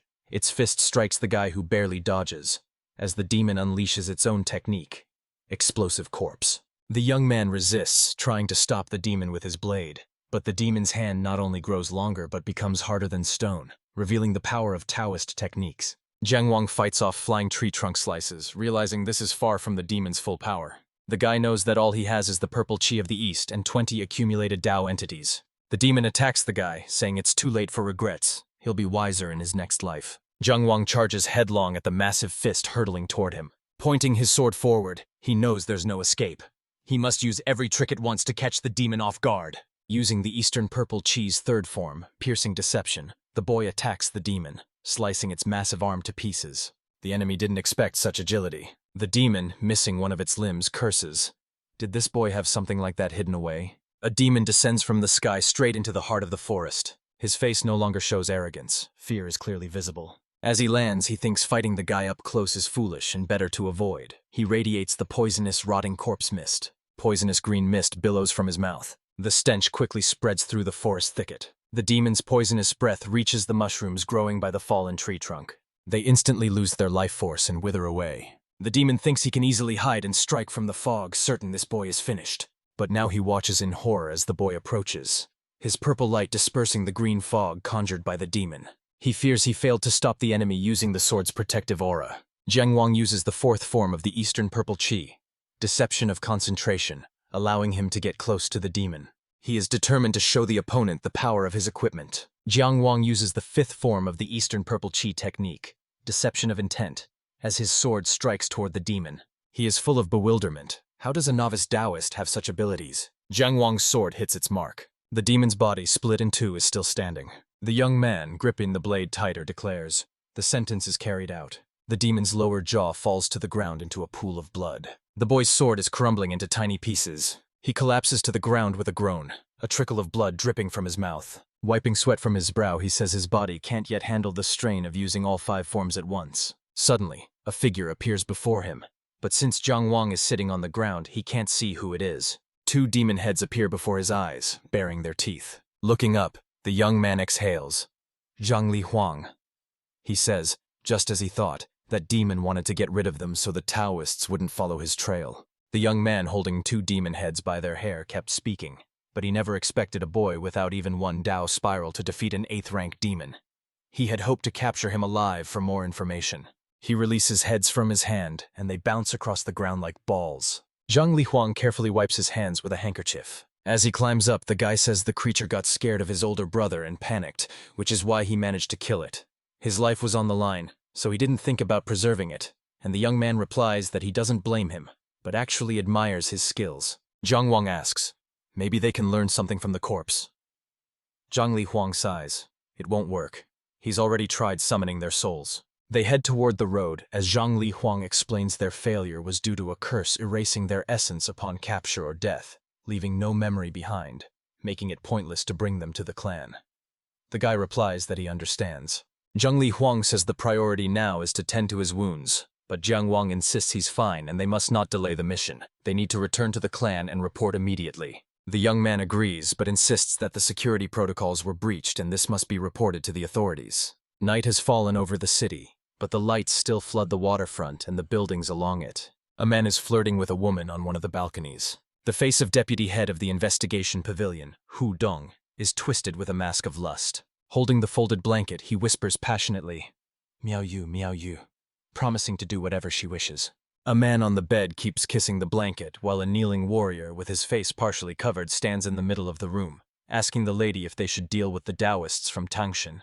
A girl admiring the night view on the balcony yawns and replies no. Turning to the warrior, she says she wants to learn more about the boy Jian, who defeated their follower using only swordsmanship. What kind of technique is that, and who taught him? The interlocutor says her humble servant is unaware of this matter. All he knows is that this technique has never been studied before in the Klen clan. The girl casually waves her hand, signaling that he can go. The warrior vanishes, muttering.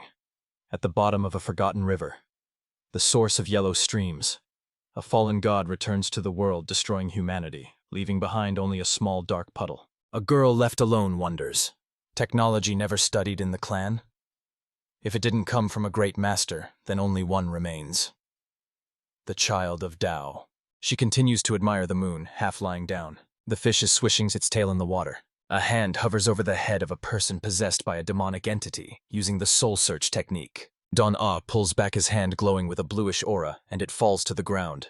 Nearby, Jiang Wang, Zhang Li Huang, Fang Helin, and Li Changchu stand in a semicircle, one asking if the teacher managed to find out anything. The man explains that this person's mind is cursed and has lost all memory. Fan Helin says this means he's not so simple.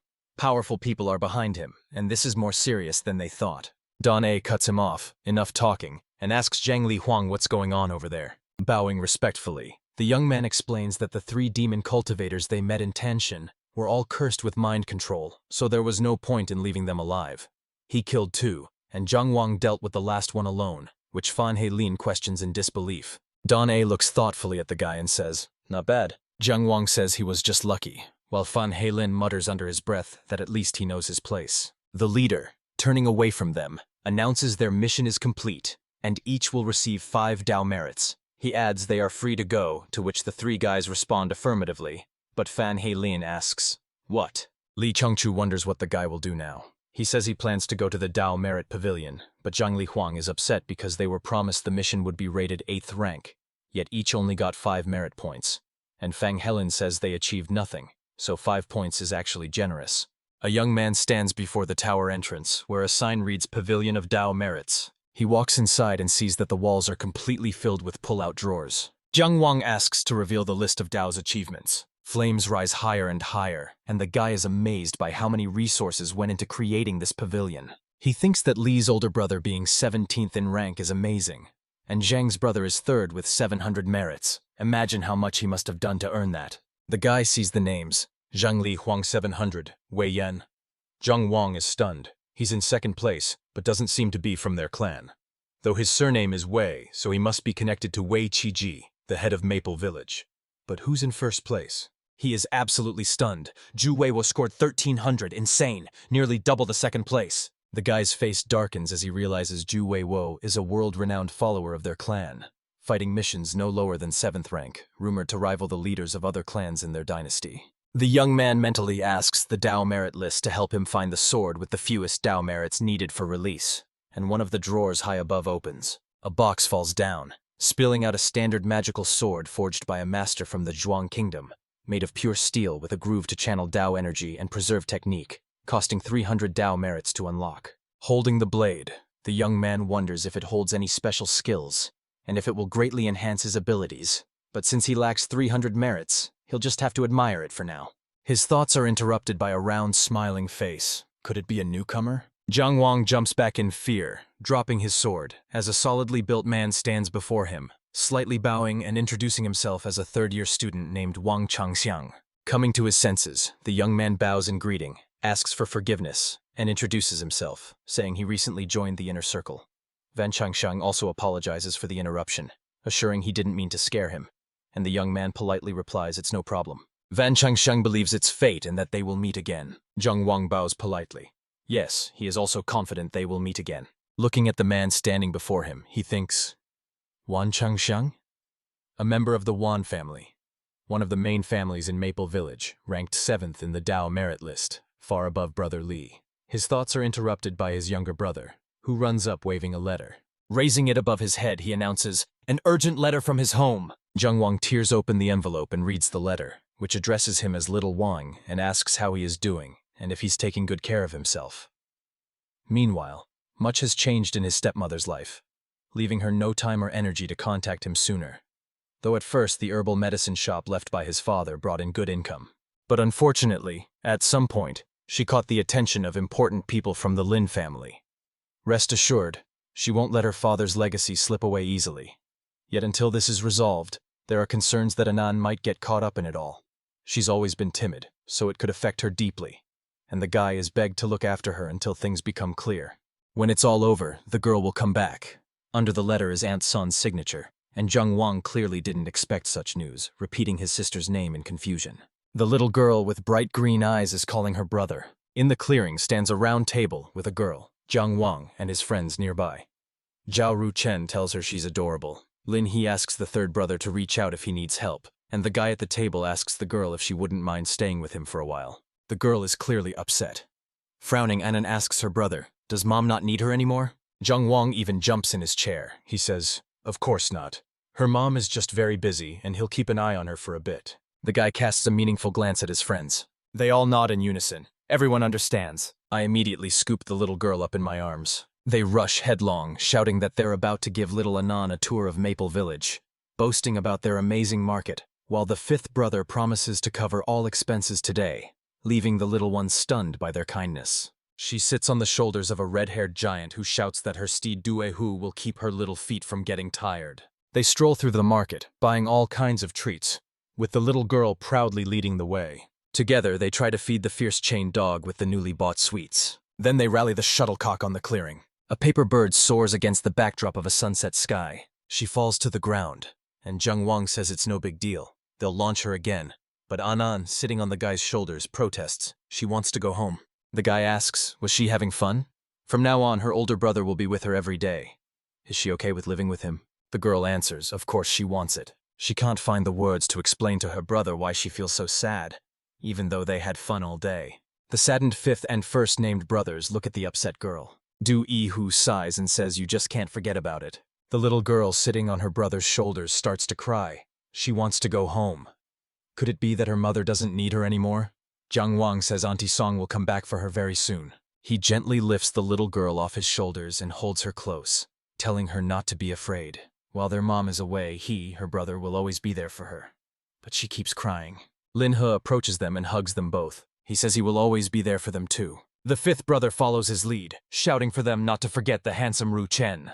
The emotional second foster brother rubbed his eyes with his fists, wiping away tears, and cursed as he said it reminded him of his parents. He rushes to his brothers, wrapping them in strong arms. He wants hugs too. Anna pushes away the guys gathered around her, shouting that she understands everything and to stop choking her. Zheng Wang feels uncomfortable staying in the clan dorm with his sister and wants to find a place outside, but he has very little money since his weapon recently broke, so his friends gladly offer to share their savings with him. The teacher explains that those who don't plan for eternity can't plan for the present, and those who fail to see the bigger picture can't effectively manage specific tasks. Cultivation is like watching countless stars, but if one's view is limited to the ground beneath their feet, they are no different from a frog at the bottom of a well. Sun Qifang continues calmly explaining that a farmer can't just work behind closed doors. They must understand global trends, and he believes students should know there are 6 dominant nations today: Jin, Qi, Chu, Qin, Mu, and Jing. The Jin nation dominates the central region, guarding the gate of 10,000 demons, while the Qi nation rules the east, tasked with suppressing the Sea-Ocean Sang clan and bordering the sea to the east. The Chuska nation is the dominant force in the southern region, suppressing the Les clan, the fallen immortals. The Qin state dominates the western region, firmly holding the southwest, suppressing the Asura clan in the Yuyuak Valley, while the Mu and Jing nations are equal powers in the north, with their allied forces stationed on the border forming the first line of defense against a possible demon clan invasion. The teacher continues explaining to the students that the relatively small Zhuang nation directly borders 3 of the mentioned powers and only indirectly touches 2 others. To survive squeezed between great powers, small states must unite and compete simultaneously, making the art of balance crucial. Mastering it can not only make one unbeatable, but also drive away the tiger to catch the wolf, meaning the small can triumph over the mighty. Lin He whispers to Jiang Wang if he's used to living alone and tells him to ask for help with their sister if needed. The other brother quietly agrees, noting there's so much to do at the academy and wonders if the guy really wants her waiting alone at home. Jiang Wang whispers back that he's very grateful for their care, but the fifth brother helped get the girl into a private school so he can focus on his studies and pick Anan up after class. Zhao Ru Chen, thoroughly pleased with himself, says a problem solvable with money isn't really a problem at all. The academy's activities are interrupted by a drumbeat signaling an extraordinary event. Everyone turns their heads toward the entrance. Du Hu asks in surprise, "What happened?" A man accompanied by warriors appears at the classroom door, announcing that due to an emergency, all inner circle students must gather at the academy. A man strides quickly across the hall, saying that due to the emergency military situation, they need to take over this auditorium. The teacher assures everyone not to worry. Let General Wei do his duty. The students whisper anxiously, wondering who this man is, why he's so disrespectful to the deputy director, until someone hushes them, explaining that this is Wei Yan, second in Dao's merit list, and a powerful city guard general, whose strength commands respect despite his age, unlike Song Qifan, who is over 80 but stuck at the 7th rank, and they wonder if Master Zhang were in his place. Would anyone dare to intrude so boldly? Taking his place on the platform before the students, the general turns to Zhao Lang standing beside him and says, "Let him make the announcement." The officer delegated by him from the city guard states that their army, under the mayor's orders, is mobilizing at least 30 Inner Circle Academy students to investigate in the Xiaolin village. The students are surprised by this statement. Shouldn't the Criminal Investigation Department handle this? Why are they coming to the Dao Academy? The officer explains that Heartbreaker and the Demon Bear have appeared in Sanshan. Most of the crime-fighting team has been sent there, but the city guards have other important duties. The general interrupts, adding he will personally lead the mission where Dao points will be increased by 30% as a reward. The man adds that participation is voluntary, but if fewer than 30 people join, the city mayor will issue a decree for mandatory recruitment. Some students are upset by this, while others find the reward worthwhile and are inspired by the general's personal involvement. The guy asks his brother what he thinks about all this. Zhao Ruchen advises him not to get involved, saying he just wants to go back to his room and get some sleep, while Lin He sees it as a rare chance to earn virtue points and insists he should go, and the other brother agrees, needing more points himself to quickly exchange them for the meridian opening pill. The red-haired giant raises his hand and shouts to count all 4 of them, while the 5th brother reaches out to stop him, hissing, "Hey, why are they making decisions for him without his say?" The general, scanning the quiet audience, thinks, "Only 4 freshmen? Not very impressive." He tells Zhao Lang to record these 4 and says there are still 26 spots left. Are there any more volunteers? Li Changchu explains to the students that the cultivators of the Dao Academy are supported by the state and must contribute to the country's affairs. He says that third-year academy student Li Changchu is applying. A voice speaks up. "Well said. Let's put his words into action too." Up next is Van Changsheng, who introduces himself as a third-year student. Scanning the students with a sharp gaze, the general replies, "Good," and notes there are 24 spots left. The man is pleased, considering these 2 talented individuals worthy of attention and confident their mission is now in safe hands. Now many are eager to join the volunteer squad, not wanting to miss the chance to gain influential contacts and earn Dao merit points. The sun hasn't even passed its zenith, yet the general's list already has 25 names, and more keep coming. When the squad was formed, the general stood up and headed for the exit, saying that the academy students had not lost their fighting spirit after all. On the hill, the general's horse leading the following squad reared up, and Wei Yan asked the warriors at the foot of the hill what had happened. They quickly approach him and report that a thick fog has completely covered Xiaolin city. Several of their brothers went there but never returned, and it was so terrifying that ordinary constables no longer dared to go near the place. The men point to the fog-shrouded city sinking behind the general, dark clouds gathering above it with lightning striking from a swirling vortex. But his attention is caught by a cart loaded with freshly cut logs. Wei Yan asks, "Just because they didn't dare approach, does that mean they can ignore the rules and illegally cut down moon cypresses around Xiaolin village?" One of the constables, bowing his head and trembling all over, replies that these logs are meant for the families of his brothers who died in the line of duty. He asks not to punish the owner of the cart and his brothers, acknowledges his mistake, and requests the general to punish only him. Wei Yan, urging his horse forward, says all the cut moon cypresses will be confiscated and sent to the city guard camp. Those involved will be fined with deductions from their salary over a year. The chief constable responsible will be fired and investigated, and everyone else must follow his lead and do their duty. The guy thinks the general is undoubtedly observant, but his actions are too inhumane. The second brother believes Wei Yan was right, while Lin He says military affairs differ from academy discipline. Orders are harsher, and must be followed without question. A squad led by a general rides along the forest road toward the city. Soon they see a sign with the name of the city, Xiaolin. The general urges his horse forward, but it rears up. Jiang Wang, tugging the reins of his horse, wonders, "What's going on?" The horses refuse to move forward. The squad keeps stalling at the city gates, unable to make the horses obey. Van Changxiang says it's animal instinct.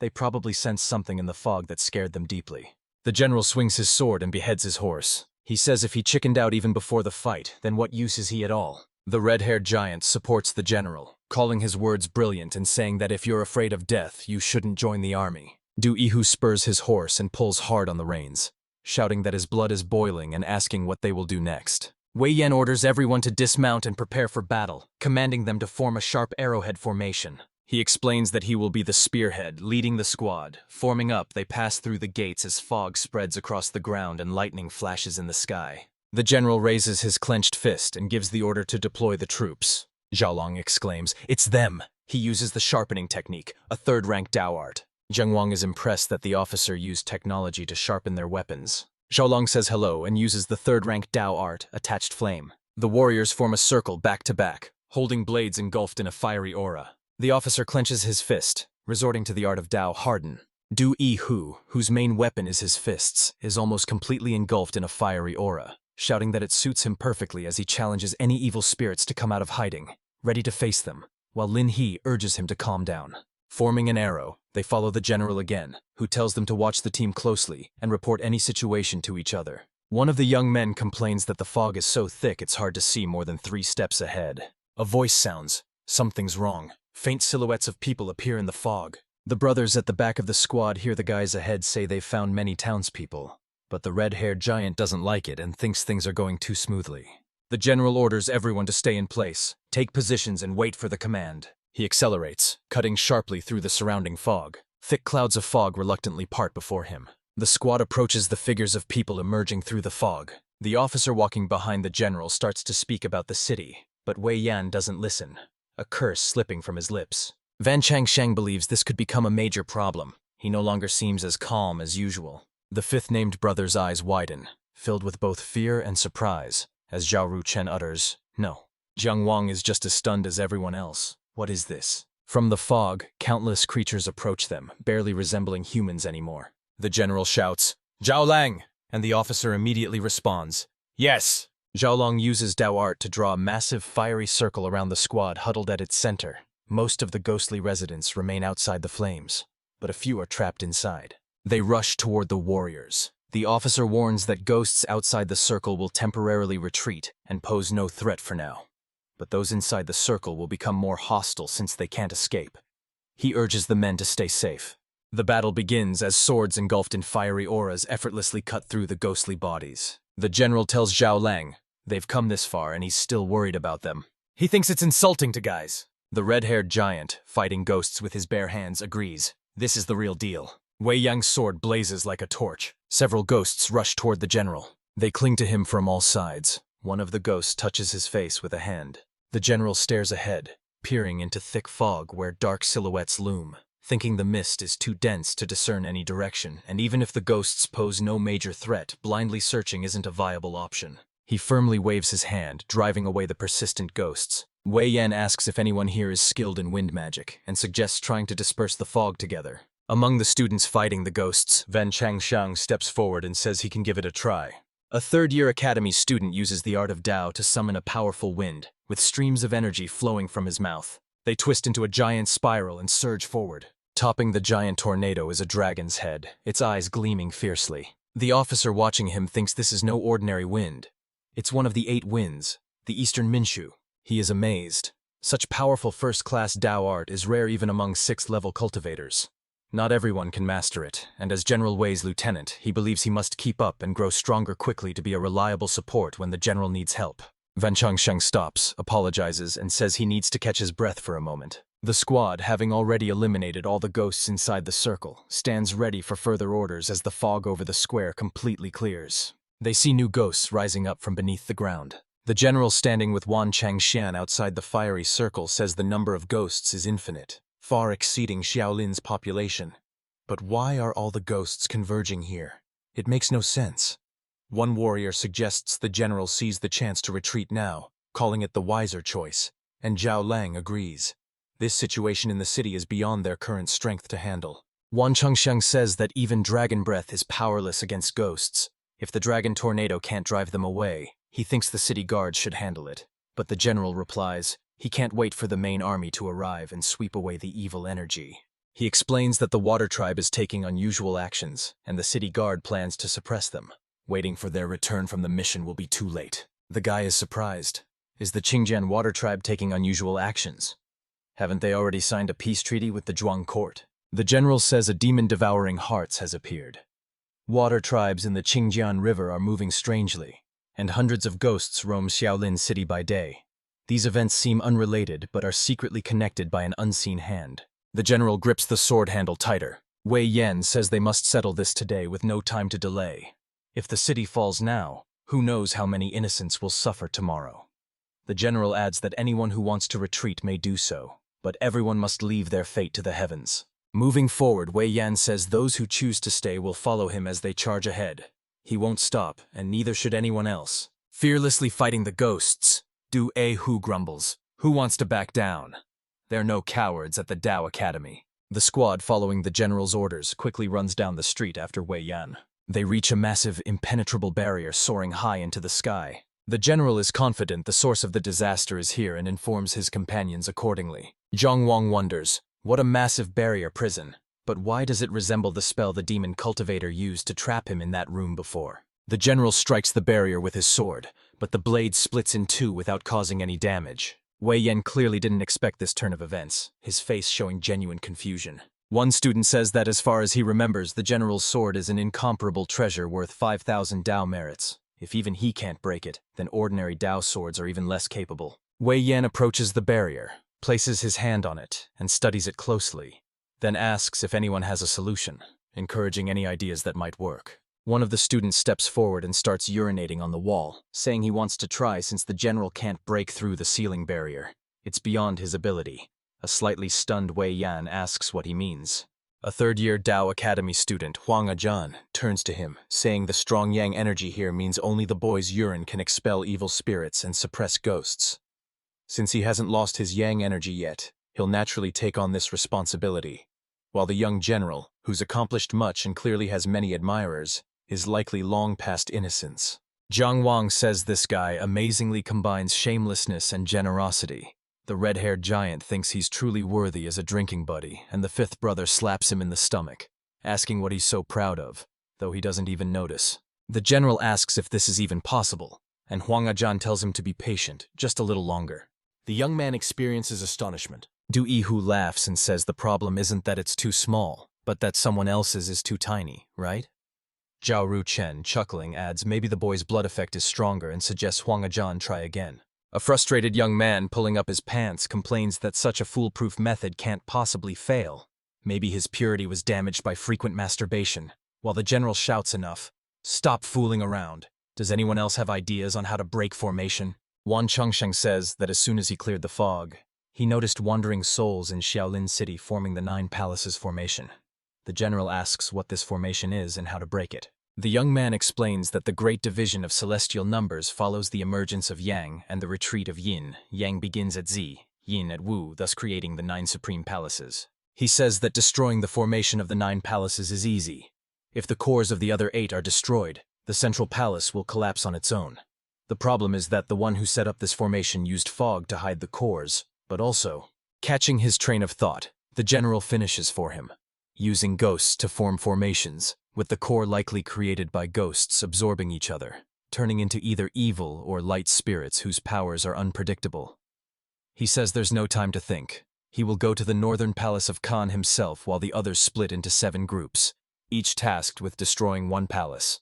Then they will regroup here. The officer orders Van Changxiang to stay put to recover and monitor the situation, keeping 4 people with him to follow his instructions and support other routes at any time. Li Kongchu says he and his team will take the Kung Palace. The 4 named brothers are ordered to take charge of the Zheng Palace, while the others are instructed to split into groups and choose their own directions. The guys immediately carry out the order. One group heads to the Kun Palace, the second to Gen Palace Tus, the third to the Quan Palace, and the fourth takes the Li Palace. The brothers run toward their goal. The red-haired giant says, 1 glance, 2 steps, 3 turns, and asks Lin He if he's sure this will find the evil spirit, but they keep running in circles, while the first brother replies, 4, 5, 6 steps forward, explaining they're just following the book. Lin He says, 7, 8, 9 rounds. You can never have too many. Count to 10, and the truth will reveal itself. He tells his brothers to stop. The guys stop and look around carefully. A mist spreads across the ground around them. Jiang Wang says he smells blood ahead. Lin He declares this is the 10th circle. Du Yehu agrees, and asks if the evil ghost has arrived, then offers to show his brothers how he'll kill it with 1 strike. A huge clawed hand reaches out of the fog toward the guy. He swings his sword with determination. The hand disappears, but Jiang Wang keeps his blade ready, watching the fog intently. He asks the 5th named brother how many swordsmanship techniques from the purple chi of the east he has mastered. Zhao Ruchen replies he's trained in the basic forms of the first 3 techniques, and the guy says they'll attack together, asking the older brothers to fend off the ghosts. Drops of blood drip from the bony hand's claws onto the ground. The mouth grins with sharp fangs growing not only on the gums but also on the chin. A hunched, terrifying monster with glowing eyes approaches the guys. Jiang Wang tells his 5th sworn brother to help him, who agrees without hesitation, and they charge forward together. The monster, baring its fanged jaws, is closing in on them. The guy uses the first form of the Eastern Purple Chi technique against the monster, speed deception. A fearless young man battles a giant monster, blocking the evil ghost's claw attacks with his sword. Jiang Wang uses the second form of the Eastern Purple Chi technique, precision deception.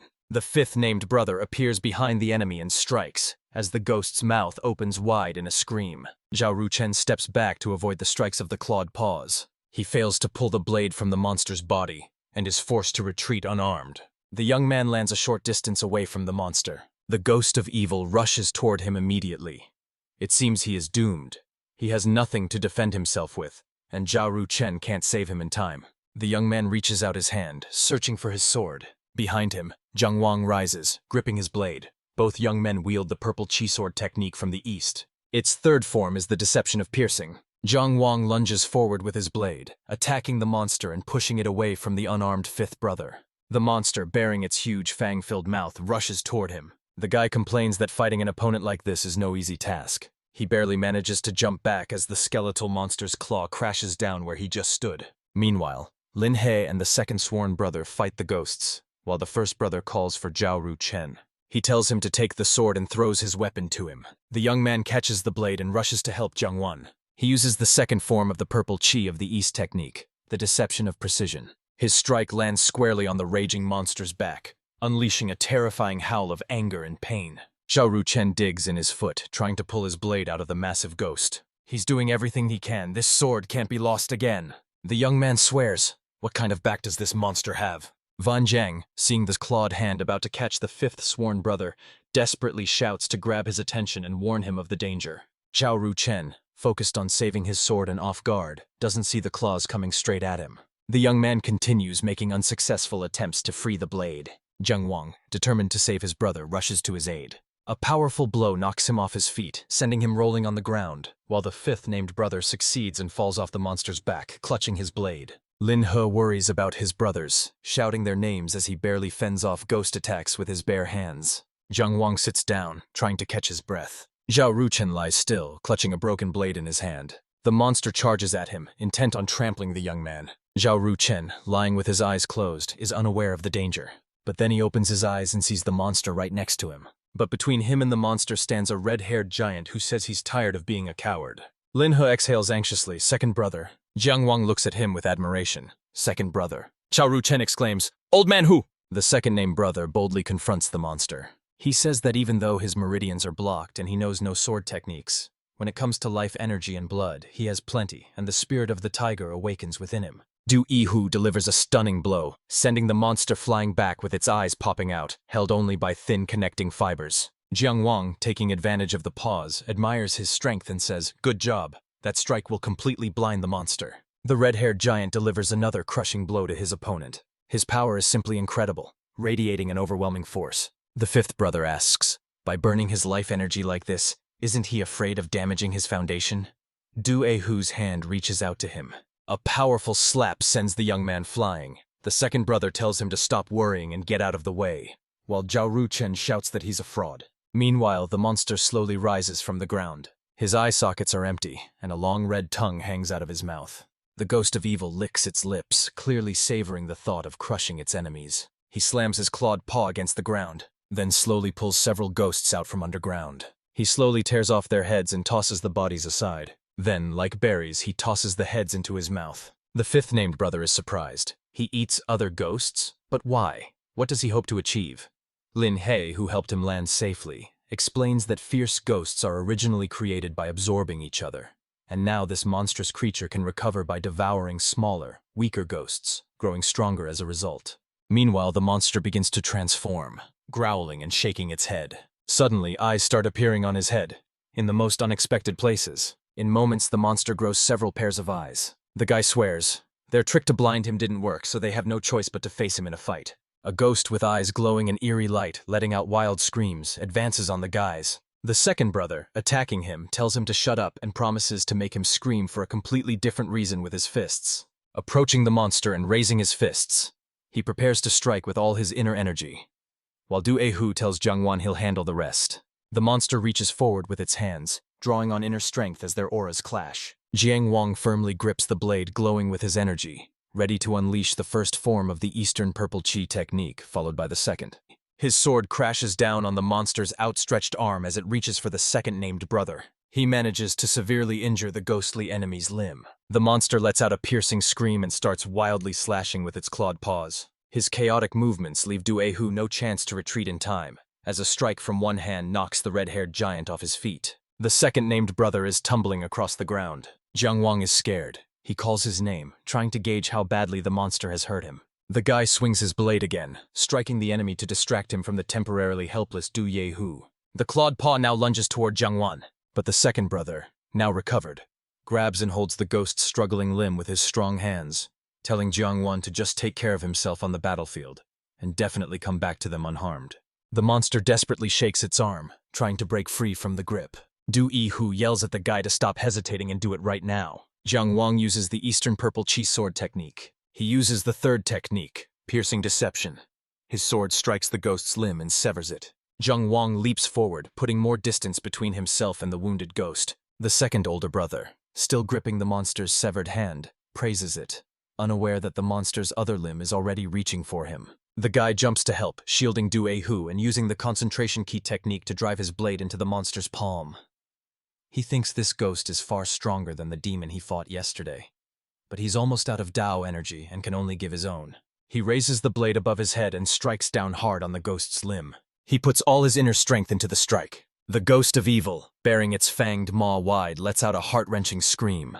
Jiangwan swings his blade again, cutting off the monster's second limb. The ghost keeps screaming as it stares at the hand with bones sticking out. Linhe, fending off smaller ghosts, tells Ru Chen to go help the brothers, saying he can hold on here for now, and advises attacking the eye on the monster's chest.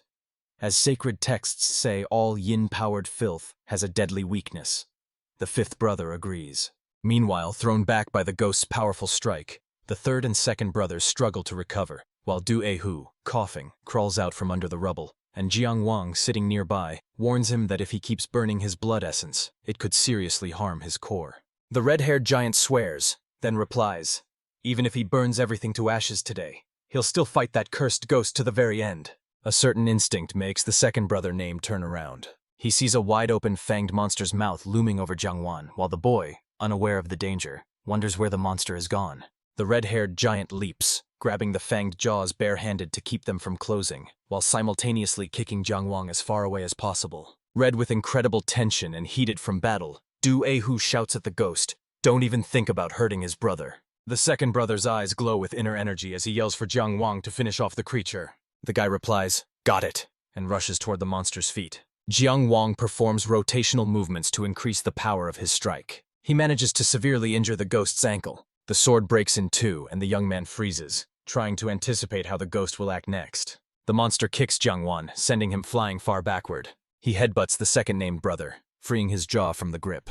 The ghost struggles to balance on one leg, waving its stubby arms in the air. The fifth-named brother rushes toward him, deciding to act in the style of the first form of the purple chi of the East technique, speed deception. He drives his blade into the monster's last uninjured limb. The ghost of evil lets out a monstrous scream. Another blow landing right in the center of his forehead makes him scream even louder. He loses his balance and falls to the ground, his chest glowing with a cold blue light. Ru Chen, eyes closed, drives the blade deeper into the monster's leg, unaware that one of its stumps is reaching for him. But Du Yehu presses his whole body against him, shielding Ru Chen from harm. The red-haired giant says he will take care of his little brother. The ghost desperately waves its severed hand, trying to reach Du Yehu, who is already behind him. The second-named brother wraps one arm around his neck from behind. At the same time, he tries to hold the mangled limb with his other hand and calls out to Jiangwan, signaling that it's time to act.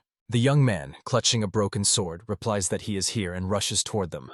Jiangwan drives a shard of sword into the eye on the monster's chest. He's convulsing while the three brothers keep fighting him together. Monstrous jaws snap as it tries to catch one of the guys, a terrifying scream bursting from the beast's chest. Jiangwan wonders why the monster doesn't die but only grows stronger.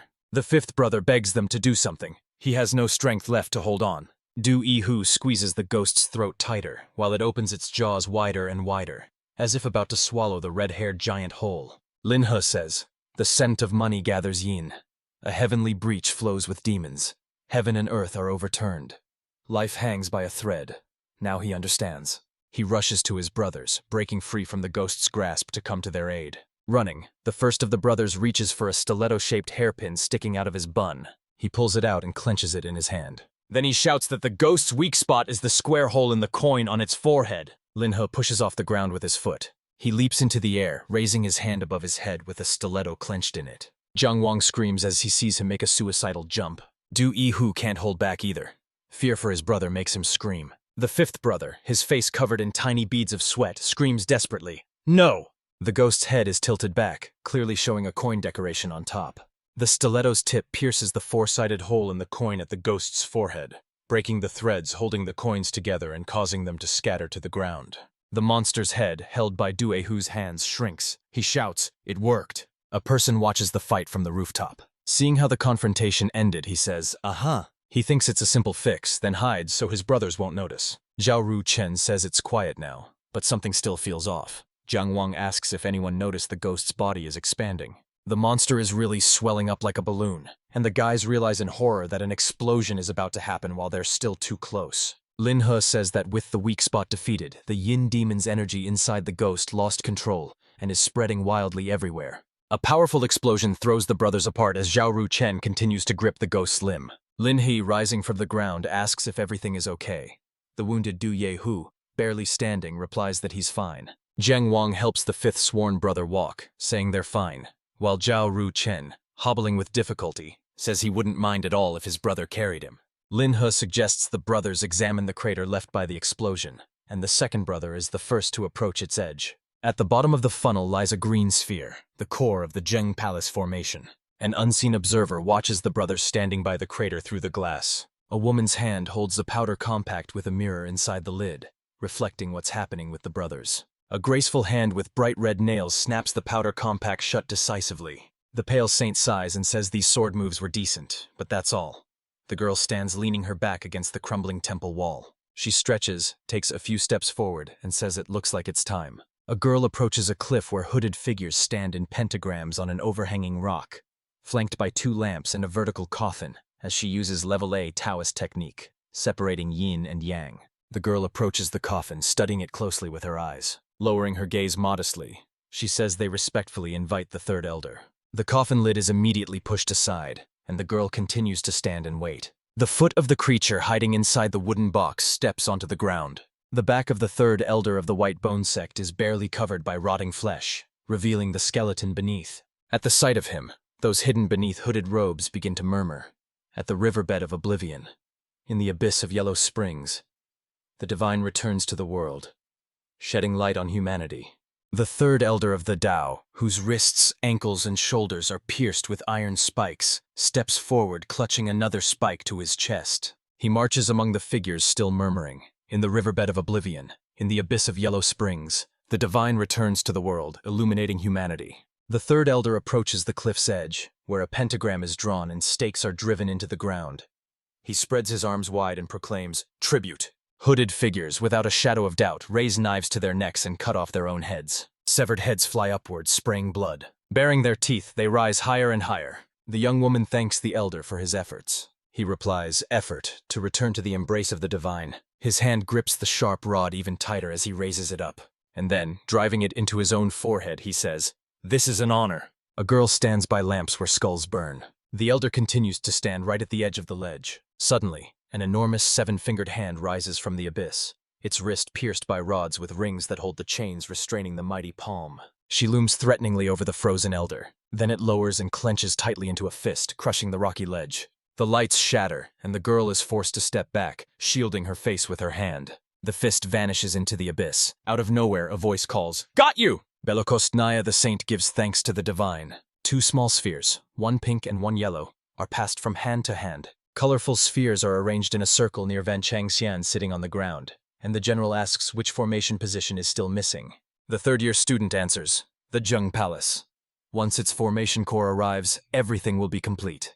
Xiaolin, his clothes torn and body covered in bruises, says this matter is for the disciples to decide. Only one has opened his meridians, and he believes things are not looking good.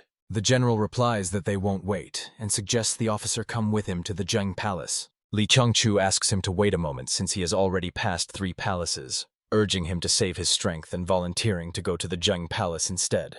The man agrees, telling him to go and return quickly. Suddenly, voices emerge from the fog discussing the news of someone buying a yuan pill at a high price, coincidentally a person named Zhao, and then Lin He is asked how he feels about this coincidence. General Wei, Officer Zhao Lang, and Li Chenchu turn their heads toward the source of the conversation. 4 sworn brothers emerge from the fog. Jiang Wang announces to all, "They have returned." The guy hands the general a green sphere, saying the core of the Zheng Palace formation is here. Van Changsheng immediately reaches out his hand, believing there's no time to waste, and that it should be handed over to him. The young man arranges colorful formation cores in a specific order before him. For about 5 seconds, he says something in an unknown language. Then, responding to the wave of his hands, the spheres rise into the air and begin to spin. 8 colorful spheres spin in the air. The command sounds, "Merge!" A puddle forms on the sidewalk tiles. The command sounds, "Disperse!"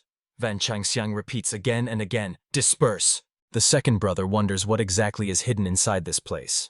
The general tells him to follow and prepare for battle. A magnificent palace rises before them. They see a sign that reads Phantom Gates of Lang, with a skull image above it. A fierce rush of air swirls around the gates. The ghosts stop instantly. All at once, they turn their heads toward the palace. A voice calls out, "Spin around!"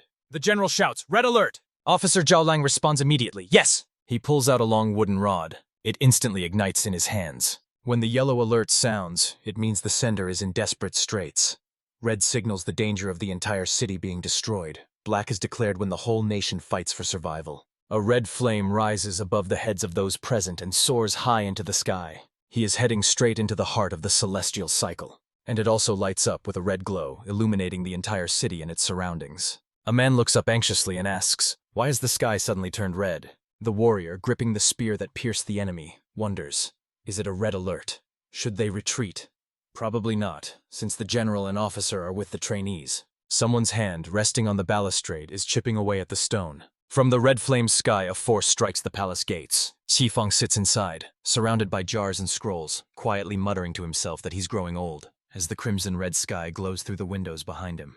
Zheng Wang, watching the columns of ghosts, says they are all moving in the same direction. Ghosts, circling the fiery ring where the general and his squad stand, march in sync, carried by the swirling air at the gate. They flow like river waters, circling around a small island of people. There are so many of them, it seems this procession will never end. All the streets are filled with ghosts, and all of them, like rivers to the sea, rush toward the gates. The general says, "The legendary gates to the underworld appearing in the world of the living? This exceeded all their expectations." Zhang Wang asks what the gates of the underworld are, and Li Qianchu, standing before him, replies that he doesn't know either. The guy casts a wary glance to the side. He sees the ghosts speeding up their movement. They move so fast that soon you can no longer see anything but continuous motion. The ghosts move so swiftly that the surrounding flames are extinguished. A sudden, powerful impact strikes the ground nearby. The general, shielding his face with a bent arm, realizes he is here. Wan Chengsheng says the underworld and the heavens cannot coexist, and the astral wind of the 9 heavens is truly harsh. The dazzling bright sun emerges from behind the clouds. It lights up the city and the air funnel hanging above it, which is starting to close. A mighty figure emerges from the smoke, a tiny silhouette perched on its shoulder, as curses ring out. The second brother steps forward and asks, "Who are they?" Val Fen, the ruler of a Maplewood city, standing on Major Borodaka's shoulder, says to use the lives of Xiaolin's people as sacrifices. Then summon the souls of past generations in Maplewood, who should be at peace, all to call forth the underworld gate's ghost and escape right under the city lord's nose. The major agrees. What a disgrace. And he didn't even get a single kick from them. The club presses against Borodak's neck. He immediately brings Val Fen to the ground, who keeps talking. Logically, they should have stayed to fight, as the gate ghost could have absorbed all the remaining ghosts, reaching its full potential. But instead they retreated. Disregarding small victories means only one thing. They have a bigger plan, and the general kneels to salute Val Fen. The general, still kneeling, reports to the Lord of Maple Forest City that after breaking the seal in the center of Xiaolin, ghost gates suddenly appeared before them, so... Fen delivers a powerful slap to the general, knocking him to the ground with a battered face, while the Lord calls him useless trash. Wei Yan tumbles across the ground, followed by the words, "Useless in success, but skilled in failure." The entire general's squad stands frozen, unable to recover from their astonishment. While the man struggles to get up, Val Fen keeps talking. The city's ruler ordered his transfer to the Dao Academy out of respect for Dong's favor, so how is he handling it? What other excuses does he have? The second brother steps forward, calling it outrageous. They risked their lives for this, but Jiang Wang tries to stop him, even grabbing his hand, though he ignores him. The general is already kneeling, bowing his head low before Val Fen, admitting he has no excuses, failed his mission, and is ready to accept any punishment. Major Borodak, also bowing low, addresses the ruler of Maple Forest City, saying they should not be gone too long. The Qinxiang tribe, Wei Feng climbs onto his shoulder and announces that Wei Yan has been demoted 1 rank, fined a year's salary, and his entire squad held accountable. The general has no objections and thanks the Lord of Maplewood. As he moves away from the squad, Wei Fei tells the major that the White Bone sect has already created a phantom image of the spirit gates. They can't wait any longer. It's time to set the bait and lure the snake out of its hole. Qingjiang waters. Between 2 cliffs, a calm stretch of water appears. Armed men stand on wooden platforms, while beneath the surface, a squad of warriors moves toward them. A mermaid swims above the city, hidden beneath the water. At the bottom of the sea stands the palace of Qingjiang Shui. A man takes a sip from his glass and says this emerald moss brought by Zhuang Ting is truly excellent. Doesn't the messenger want to try it? Nearby sits a figure completely hidden under a shapeless hooded cloak. The messenger replies, "If such a trivial gesture can so easily please the young lord, it's no wonder the Zhuang clan has long relied on the Water clan." Young Lord Sun Qingyue of the Water Palace replies that if this was a shallow provocation, the White Bone envoy is too naive. They did exactly as agreed, and the Qinjiang Water Palace has a clear conscience. What more does the White Bone sect want from them? The messenger replies, they had agreed beforehand that a symbolic raid on the shore would suffice, but now they've paid a high price while the Qingjiang Water clan only patrols the river's surface, whereas the young lord's father fought nobly for Zhuang Chengyang's promise and is still praised for it. How did they end up breaking their word? Sun Qingyue sets the glass down with a clink and calls for the servant. A warrior appears at the door immediately.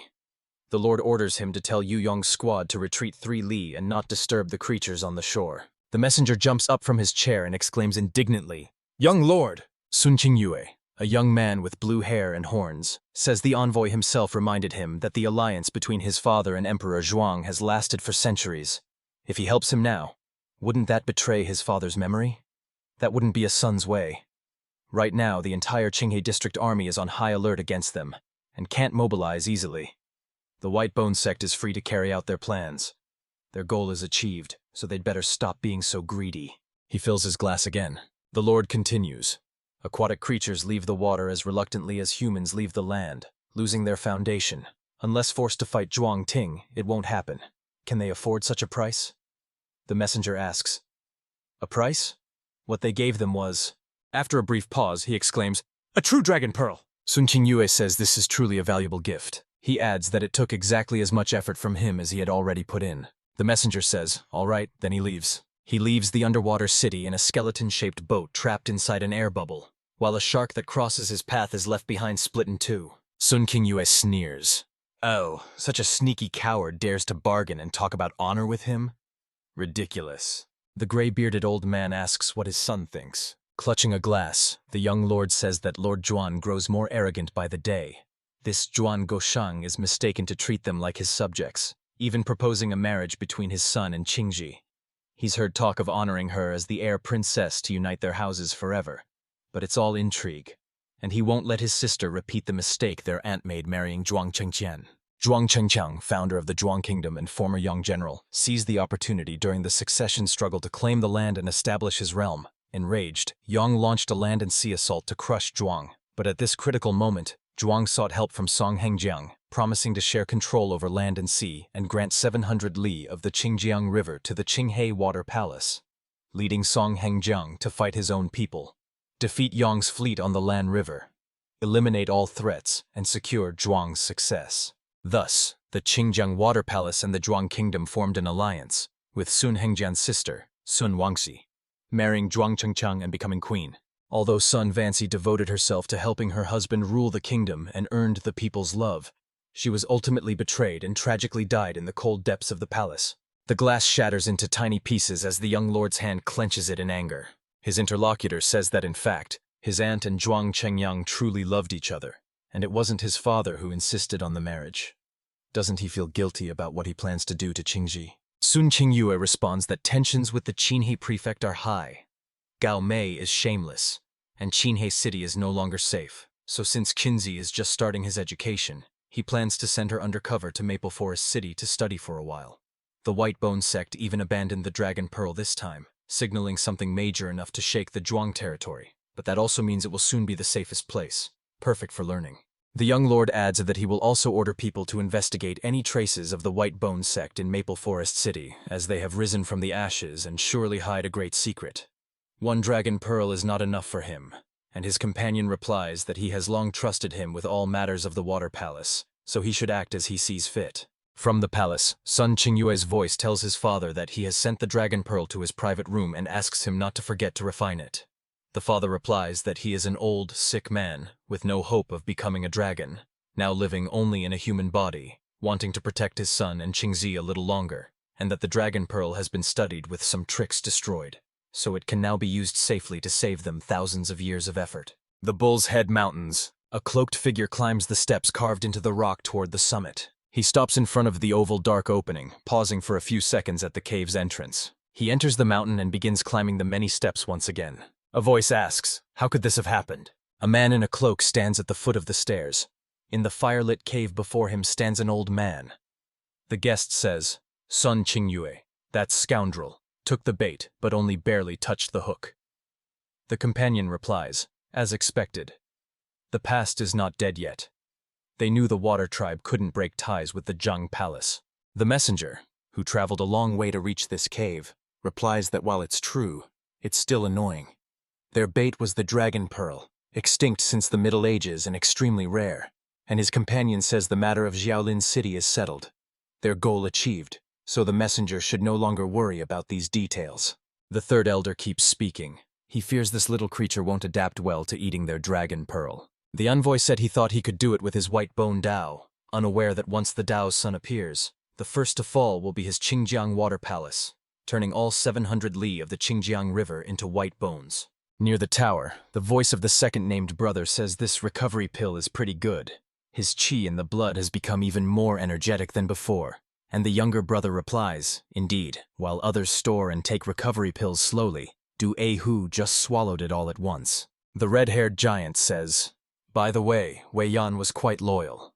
Despite the mission's failure, he still awarded them Dao merit points, and Wang Changxiang, who was waiting for them, welcomes the three younger brothers." The guys greet him back, and the young man says he has a few things to take care of but tells them to make themselves at home as he has to leave right now. The fifth brother asks why he keeps coming here, and Zheng Wang replies that the last time he came, the young man was also here. They are greeted by Huang Ajan, who asks if they are here to exchange Dao points, and the young man wonders if they want to have a drink tonight. The second brother replies, "Of course. Although they have Dao points, they're still saving them to exchange for a meridian opening pill. Today they just came to watch." Huang Ajan explained that the meridian opening pill costs 100 Dao merits for freshmen supported by the Dao sect, but afterward the price rises to 1,500 per pill. Only Wang Changxiang, having finished all his tasks, immediately spent all his Dao merits to buy the pill, considering it an extravagant move. Zheng Wang asks, "Did Wang Changxiang exchange points for the meridian opening pill? His cultivation level is already so high. Why would he spend so many Dao merits?" Huang Ajan, watching the object of their conversation fade away, whispers, "They don't know all the rumors.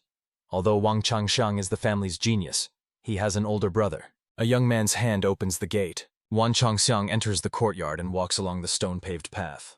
A ginger kitten sleeps peacefully on the chair. The young man stops and calls his brother. His eyes are immediately drawn to the tray filled with delicious dishes. A young man comes out of the house carrying a tray and says dinner is ready. He walks toward the table standing in the yard. Van Changxiang, sitting at the table, sniffs the delicious-smelling dishes before him. The kitten immediately wakes up and jumps onto the table. He immediately noses into one of the plates. The young man who set the table is eating the dish with chopsticks. Van Changxiang addresses him as brother. Van Changji, the eldest brother, suddenly realizes and gasps. He forgot to prepare food for his brother. The young man tells his older brother that he's not here for a free treat. He just wanted to talk. In the courtyard where the grapevines are carefully tied and trained on poles, Van Changxiang's voice can be heard as he talks about recently investigating disappearances in Xiaolin city. But something there made him uneasy. The brother, having already finished his plate, sets his chopsticks down on the table. Van Changxiang continues, saying that when the Lord of Maple Forest City arrived, the phantom of the Ghost Gates vanished immediately, and no one knows where the villain plans to strike next. His brother says the judicial department will handle it, and if Wei Chu can't manage, there's the county governor, plus the city Dao Academy, the county Dao Academy, and the national Dao Academy, so there's no need to worry. My brother says he understands their good intentions. They often come to tell him what's happening outside because they don't want him to drift away from the world. but he's a useless man who can't open his meridians and can't even grasp their Taoist techniques and formations. Van Changsheng objects, that's not true. The brother, offering a tasty piece to the ginger kitten, says it can't just eat meat. It needs to eat more vegetables. The cat angrily claws at his hand, leaving deep, bleeding scratches on his wrist. Wan Changsheng shouts his brother's name in fear, but his brother, rubbing his hand, says scolding won't help. It's a cat's nature, unchangeable like his own. If he can't open his meridians, he can't. And while his brother is the family's pride, he is its shame. Something he's long accepted, so his brother shouldn't waste time on him. Van Changxing is searching in his wide sleeve. He asks, "Who said that? Let the brother see what he has." The young man hands a pill to his older brother. Wan Changzi asks his brother if he spent his Dao achievements again to buy him a meridian opening pill. Wan Changxiang replies that of course he did, and neither he nor his brother should ever give up. The older brother sighs and says that in that case, he won't keep a polite tone either. He offers the pill to the cat, hoping it will make him wiser and kinder in the future. The cat sniffs the offered treat. Van Changxiang swiftly snatches the pill from his brother's hands, saying no, it's worth 1,500 Dao. The older brother clears the dishes from the table and heads inside, telling Van Changxiang to hurry up and come home soon, warning that if the head of the house finds out he wasted resources on him, he'll get scolded again. Morning. A sunbeam glides over the academy's roof as Fan Heilin demonstrates the Dao Fireblade technique to his master, asking him to check its accuracy. From his 2 fingers rises an energy blade wrapped in a fiery aura. Dao Technique Master, Dao Xiaotianmian, nicknamed Little Iron Face, says this is an advanced form of the low-level Fireblade technique, still lacking control but complete and worthy of praise. The young man says the master is flattering him and that he feels ashamed.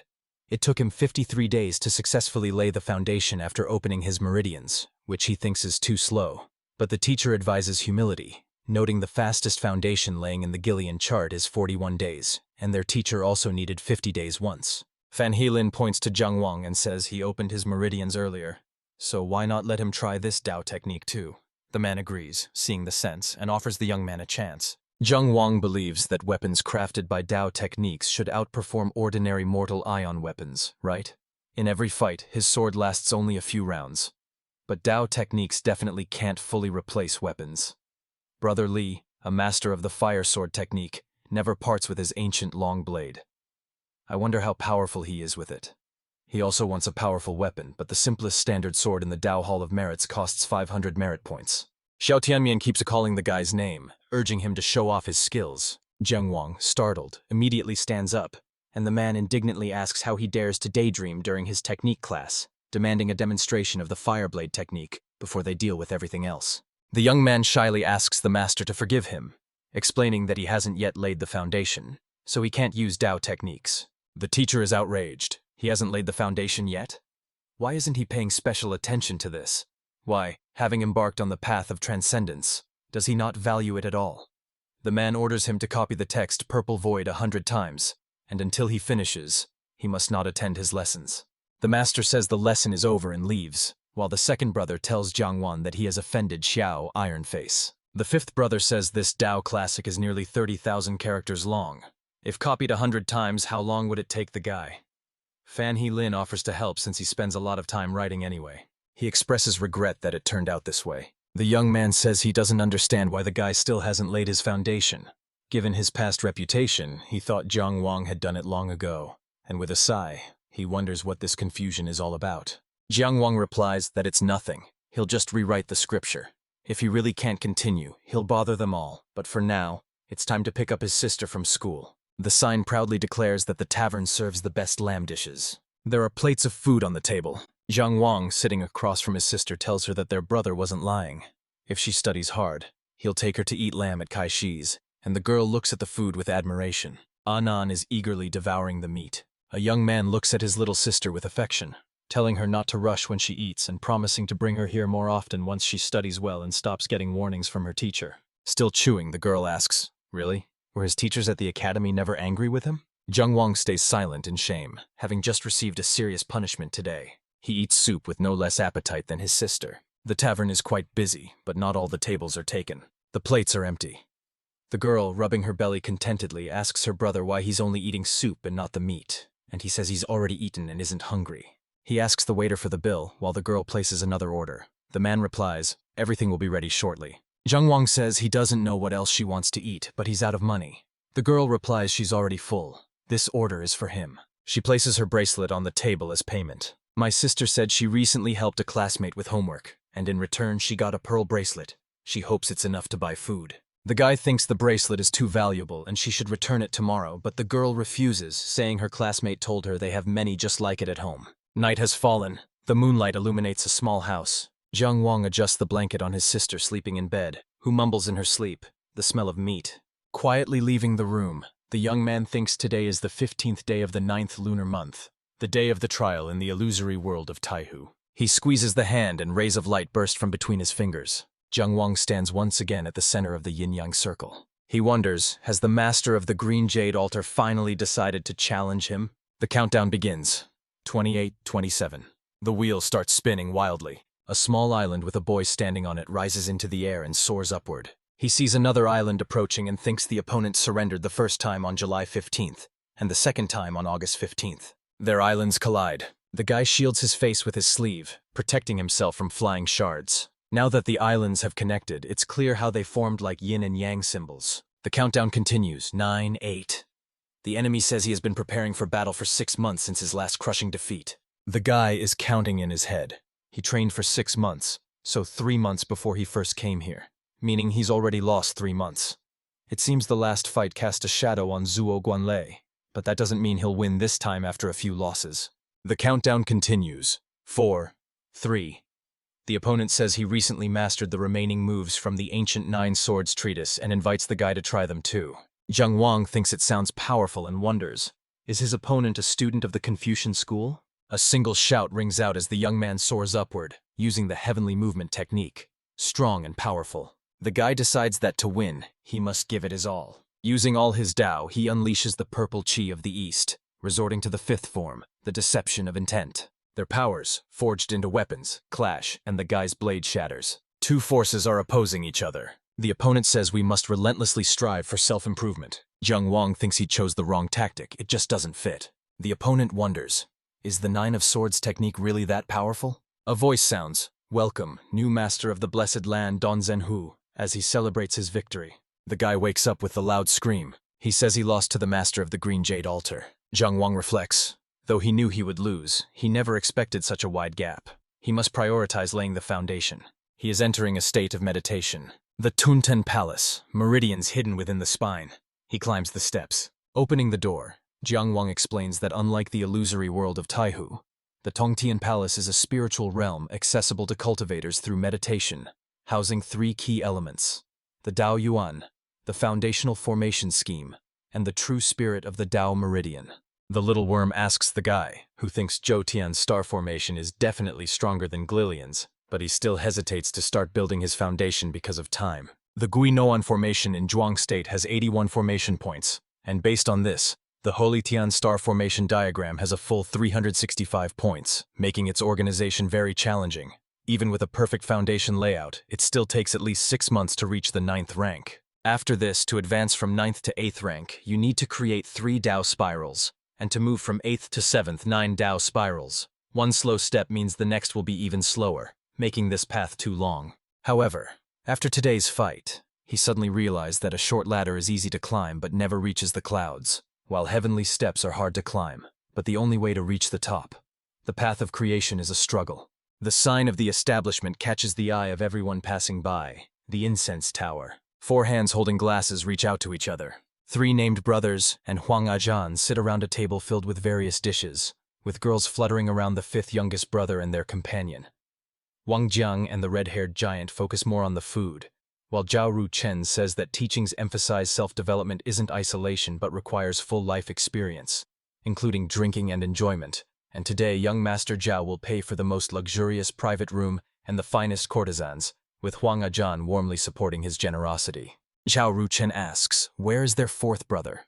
They agreed to celebrate the victory over the ghost together, so why didn't he come? Wang Zheng explains that Lin He went to pick up Anan from school, and the 5th named brother replies, all right, then they can probably start the fun. The guy says that before opening the gates of heaven and earth and advancing to the 6th rank, maintaining the yin-yang balance in the body is crucial for cultivators. He then suggests getting down to business and asks the girls to leave. The courtesans reluctantly leave the room. This deeply saddens Huang Ajana. He reaches out to the girls, lamenting. What if, as deputy dean, he gets stuck at the 7th rank? Will he still be a virgin at 80? Hopefully not. He begs the courtesans not to leave and sheds tears. The red-haired giant presses his head to the table with his hand, saying, if he drinks too much, he should just go to bed. Zhang Wang, filling his cup, asks what's going on. He currently has 40 Dao merits and can transfer them to his elder brother, who can exchange enough merits for a pill to open the meridians, while the younger brother says he can also transfer his merit points. Zhao Ru Chen, already quite drunk, adds that after opening the meridians, they need to be cleansed daily, which is very exhausting. Du Yihu asks them to tell his older brother that he also passes on his merits, and says he wants to leave. Zhang Wang asks where he wants to go. The second brother says he plans to join the army and pursue military cultivation, while the youngest brother can't hide his fear. The red-haired giant downs his shot in one gulp. Zhao Ruchen says they worked hard to pass the external academy exam and join the inner circle, advising his brother to think carefully, while Jiang Wang silently fills his cup. Du Yihu replied that after their expedition, General Wei Yan told him there were several openings in the Jusan Xuanzi military unit, and asked if he wanted to transfer. After considering it for a few days, he decided to leave tomorrow, agreeing with the general that he was better suited for a military career. Zhao Ruchen agrees. His strong energy and blood make him a good candidate for the military path. But since the Zhuang state mainly cultivates Dao techniques, strong military cultivators are rare. Meanwhile, crowds of busy people bustle past the establishment as the brothers have their serious talk. The brothers refill their glasses. Jiang Wang says that in the state of Zhuang, even the nominal supreme military commander, General Huangflu Duanomen, practices Dao. Even Wei Yan practices Dao techniques. Choosing the military path means no long-term cultivation with an established resource system. Du Yehu replies that he has thought about this too, but decided that without a system, there are no strict rules or limits, which suits his continuous development. So he chose not to take pills to open his meridians at all, wanting to open them through ancient military tradition. Raising the glass to his lips, the fifth sworn brother asks, what kind of military tradition is this? Du Yihu explains that this is called opening the energy and blood meridians, meaning cultivators don't rely on pills, but open their meridians through energy and blood surges. It's called ancient, because among thousands, few succeed, with the worst outcome for failures being disability, and many simply dying. Daily twice meridian acceleration, energy and blood cleansing, and condensing the Tao of virtues is the limit for most practitioners. Gathering massive energy and blood to break through the Tongtan Palace and externally manifest meridians is extremely dangerous. But because of this risk, warriors highly value and uphold it as orthodox, gaining great benefits. Those who open their meridians this way often surpass ordinary people. Du Ehu raises his bottle and declares, it's decided. He proposes to drink to the bottom for his success, not by shots, but by bottles. Wan Zhang asks, what about the methods of training in the army? Has he been told about them? The second-named brother pushes a book toward him, saying Wei Yan gave it to him. It's called White Tiger Body Cleansing Technique, common in the army but seems like an incomplete copy, and Jiang Wang asks for permission to take a look. Opening the book, his expression suddenly changes, and he says his stomach feels bad. He gets up from the chair and heads to the door.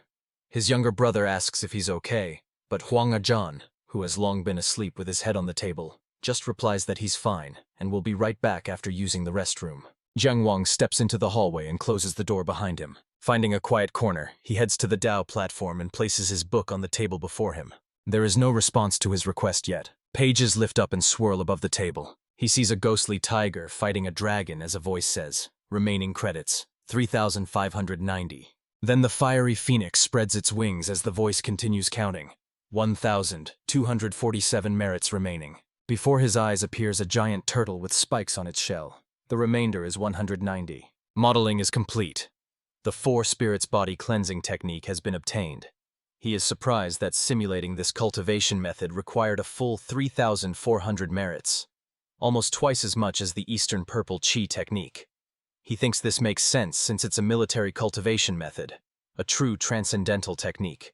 Compared to a sword manual bought from a street stall, its potential is far greater. Leaving the room, he decides to rewrite it cleanly tonight and hand it to Du Ehu tomorrow when he practices. He opens the door and sees a charming young woman, Miss Miao Yu, slightly startled by his sudden appearance. He freezes, trying to figure out the best way to get around her. For a while, they just stand there, silently looking at each other. Then the girl asks, "Is that him?" Zhang Wang apologizes to her and squeezes between her and the wall, eager to return to his friends. He believes alcohol really triggers reckless actions. How did he even dare enter the illusion of the Great Void right here in the incense tower? But this chaotic place, full of fish and dragons, truly captivated him. He returns to the lively group and hands the book back to the red-haired giant. The brothers keep having fun. Taihu invites him to keep drinking, and the younger brother insists he pour himself 3 shots at once. A curvy woman enters the room, saying their young master Zhao is becoming more and more attractive, and he, calling her Madam Li, asks what's going on. A woman asks why all the girls were sent back, and if something upset them. Her younger brother, approaching her, asks her not to come too close because he feels dizzy. He says she knows he doesn't like ordinary girls. He spent so much silver on the table, but Madam Li won't let Miao Yu see him even once. A girl appears in the doorway and asks if it could be possible that... Zhang Wang takes a sip and glances at the girl with curiosity. Xiao Ru Chen says he's not drunk, right? The red-haired giant glares sternly at the door. The girl enters the room and says it's not that her mother forbade her from seeing him, but that she doesn't want to see him at all. The younger brother says the money was well spent today and doesn't believe there's a single woman who wouldn't want to meet him. The girl agrees. Indeed, Mr. Zhao is first class, charming, and generous. What woman could resist him? But unfortunately, she stops behind Zhang Wang and continues, saying the truth is, he doesn't love her enough. Huang Azan wakes up, but he's still too drunk to say anything coherent, only managing to utter incoherent sounds. Du Yihu grabs him by the collar and pulls him out of the room. Xiao Ru Chen says he's never pursued a woman for so long. Since meeting Miss Miao Yu, he's spent more time in the incense tower than at the Dao Academy. How could he not love her deeply? Approaching the girl, he says his love for her overflows and is ready to flood his heart. Miao Yu responds. He truly has a delicate and tender heart, and his words are so sweet. The girl, after a pause, continues, but she can see he's just bored. Xiao Ru Chen looks at her with hurt feelings. His face twists into a grimace as he admits he truly doesn't love her now and hates women who are too smart. Zhang Wang suddenly stands up from the table, startling the girl who steps back in fear. He says it's time for him to go home and prepare everything for Anan. The fifth brother says they can take the food with them and asks the guy not to cook anything himself. Du Yihu peeks in, saying even his body can't handle his cooking. Anan is still a child, so he asks the guy to be careful with her. Zhang Wang angrily tells them to stop nagging and asks if they're leaving or not. Du Yihu drags Huang Ajana along, mumbling, of course, as they leave. Zhao Ru Chen follows, saying his passion for cooking is like his martial arts. He never backs down. The girl sends a small burst of her energy toward the boy with a snap of her fingers. Seeds of white bone energy enter his aura. They immediately spread throughout his body. Watching him walk away, the girl thinks she'll keep watching a little longer. If he's truly a child of the Tao, the seeds will soon sprout, but if not, he can consider himself a loser meant to become food for their white bones sect. The brothers stand with Anan under a huge tree, with a horse beside them. The red-haired giant says enough beating around the bush. If they ever meet in the fighting world, it will be at the top. Zhang Wang, one hand searching through his robe folds and the other firmly holding his sister's hand, tells his second sworn brother that this is for him. He hands him the book. Du Yihu, examining the gift, tells Zhang Wan, "Great stuff." The fifth sworn brother asks to have a look too. The red-haired giant explains that the book is called Body Improvement and asks him not to come here. Du Yihu says they don't understand anything. With such great technique, just a few tries will make him never want to let her go. He asks the eldest of the named brothers, does he want to take a look too? Linhe makes a dismissive gesture. He's currently focused on stabilizing the meridian openings in the Tongtian Palace, so he has no time to be distracted by other techniques. Du Yihu asks the guy if he gave him the book and what his own plans are. The guy tells him not to worry, as he has other copies, and when they meet again, they can compare who has made more progress in cultivation. The second named brother replies that he can't surpass him in sword-fighting talent, but with this body development technique. He asks him to wait and see for himself. The brothers exchange glances. Throwing his fist forward, Du Yihu exclaims that they will meet in Xinyang. The brothers mirror his gesture, their fists meeting as they say they'll see each other in Xinyang. Zhang Wang and his brothers head to Xinan, the capital of Zhuang, to celebrate joining the National Dao Academy, while Du Yihu must gain enough experience in Zhujiang Xuanjia to perform in Zhuandu, feeling a mysterious push along the way. A voice calls out, "It's me!" All eyes turn to the little girl reaching out her tiny fist. The red-haired giant picks up the little girl, and she says, "Let's do it again." Du Yihu replies, Okay. He begins to speak, Everyone is shouting that they will meet in Xinyang. He jumps on his horse and shouts, "Let's go!" Taihu spurs his horse into a gallop, waving goodbye to his brothers without looking back. By then, the wind had died down, the clouds parted, and the rain stopped. Autumn was coming to an end. Zheng Wang is cultivating using the Four Spirits body cleansing technique. The white tiger channels metal energy for bone strikes. The phoenix uses fire energy to temper the body. The black tortoise harnesses water energy to nourish flesh and blood, and the Asura dragon employs wood energy to strengthen energy and blood. The young man feels that after each practice of the Tao of the inner palace Tuntian, it becomes more alive, greatly helping him allocate formation points and bringing him closer to completing the foundation. Lost in thought, he doesn't notice he's not alone in the room until the fifth brother, stretching, asks why he needs to be undressed to improve his body. Hastily pulling on his clothes and muttering curses, Zheng Wang angrily replies that improving heats the whole body, so it's better to take off clothes. He asks when Zhao Ruchen sneaked into his room, and the young man says about half an hour ago, adding that seeing him so focused on self-improvement, he didn't dare disturb him right away. Zheng Wang tells his carefree brother, who is busy eating grapes, that he has already shared cultivation methods with him. The elder brother is preparing to open his meridians and has no time to practice, while the younger brother, unbothered, replies that life is short and not enjoying it in time is the greatest waste. He says he came today to practice sword fighting with him, which is serious business, right? If Zheng Wang doesn't want to be bothered, he should be kind enough to let him win at least once using the purple chi of the East technique. Zheng Wang, absorbed in another treatise, replies, "Let him keep dreaming. If he lets him win, he'll become too lazy to ever practice with the sword. So once he finishes his scheduled training, he'll deal with him immediately." He checks off a box in the thick notebook, marking today's tasks as done, thinking that his older brother will soon have enough Dao merits to buy a pill to open his meridians, while the second brother trains day and night in the army, ready to open his meridians with energy and blood, and if he doesn't hurry, they'll catch up to him fast. Wanzheng has already marked nearly 100 Dao merit points for the Zhou Tian star map, but with over 200 still to go, he can't afford to rest even for a minute. The guy practices fencing together with Zhao Ruchen. He listens attentively to the teacher alongside his older brother, while their fifth brother sleeps at the back desk. In the evenings, he studies from books while his sister sits diligently beside him. Time flies swiftly. Zhao Ruchen raises his hand to call Lin He, who greets his younger brothers upon seeing them. Zheng Wang, walking with his brothers, asks if the Dao Academy has summoned them all to the city lord's mansion to announce something important today. Lin He explains that these are the 3 cities' Dao debates, held this year in Fenglin, where 3 nearby academies compete in Dao performance to sharpen their skills and prepare for the county Dao Academy exams in November. For example, in Daishan County, the Northern Wind and Snow Show, hosted by Qinglin and Beilu cities, has become a famous event attracting many tourists each year. In fact, it's simply a Dao performance competition organized by 5 nearby cities, while the Dao contest among the 3 neighboring cities, Wangjiang, Fenglin, and Sanshan, is much simpler.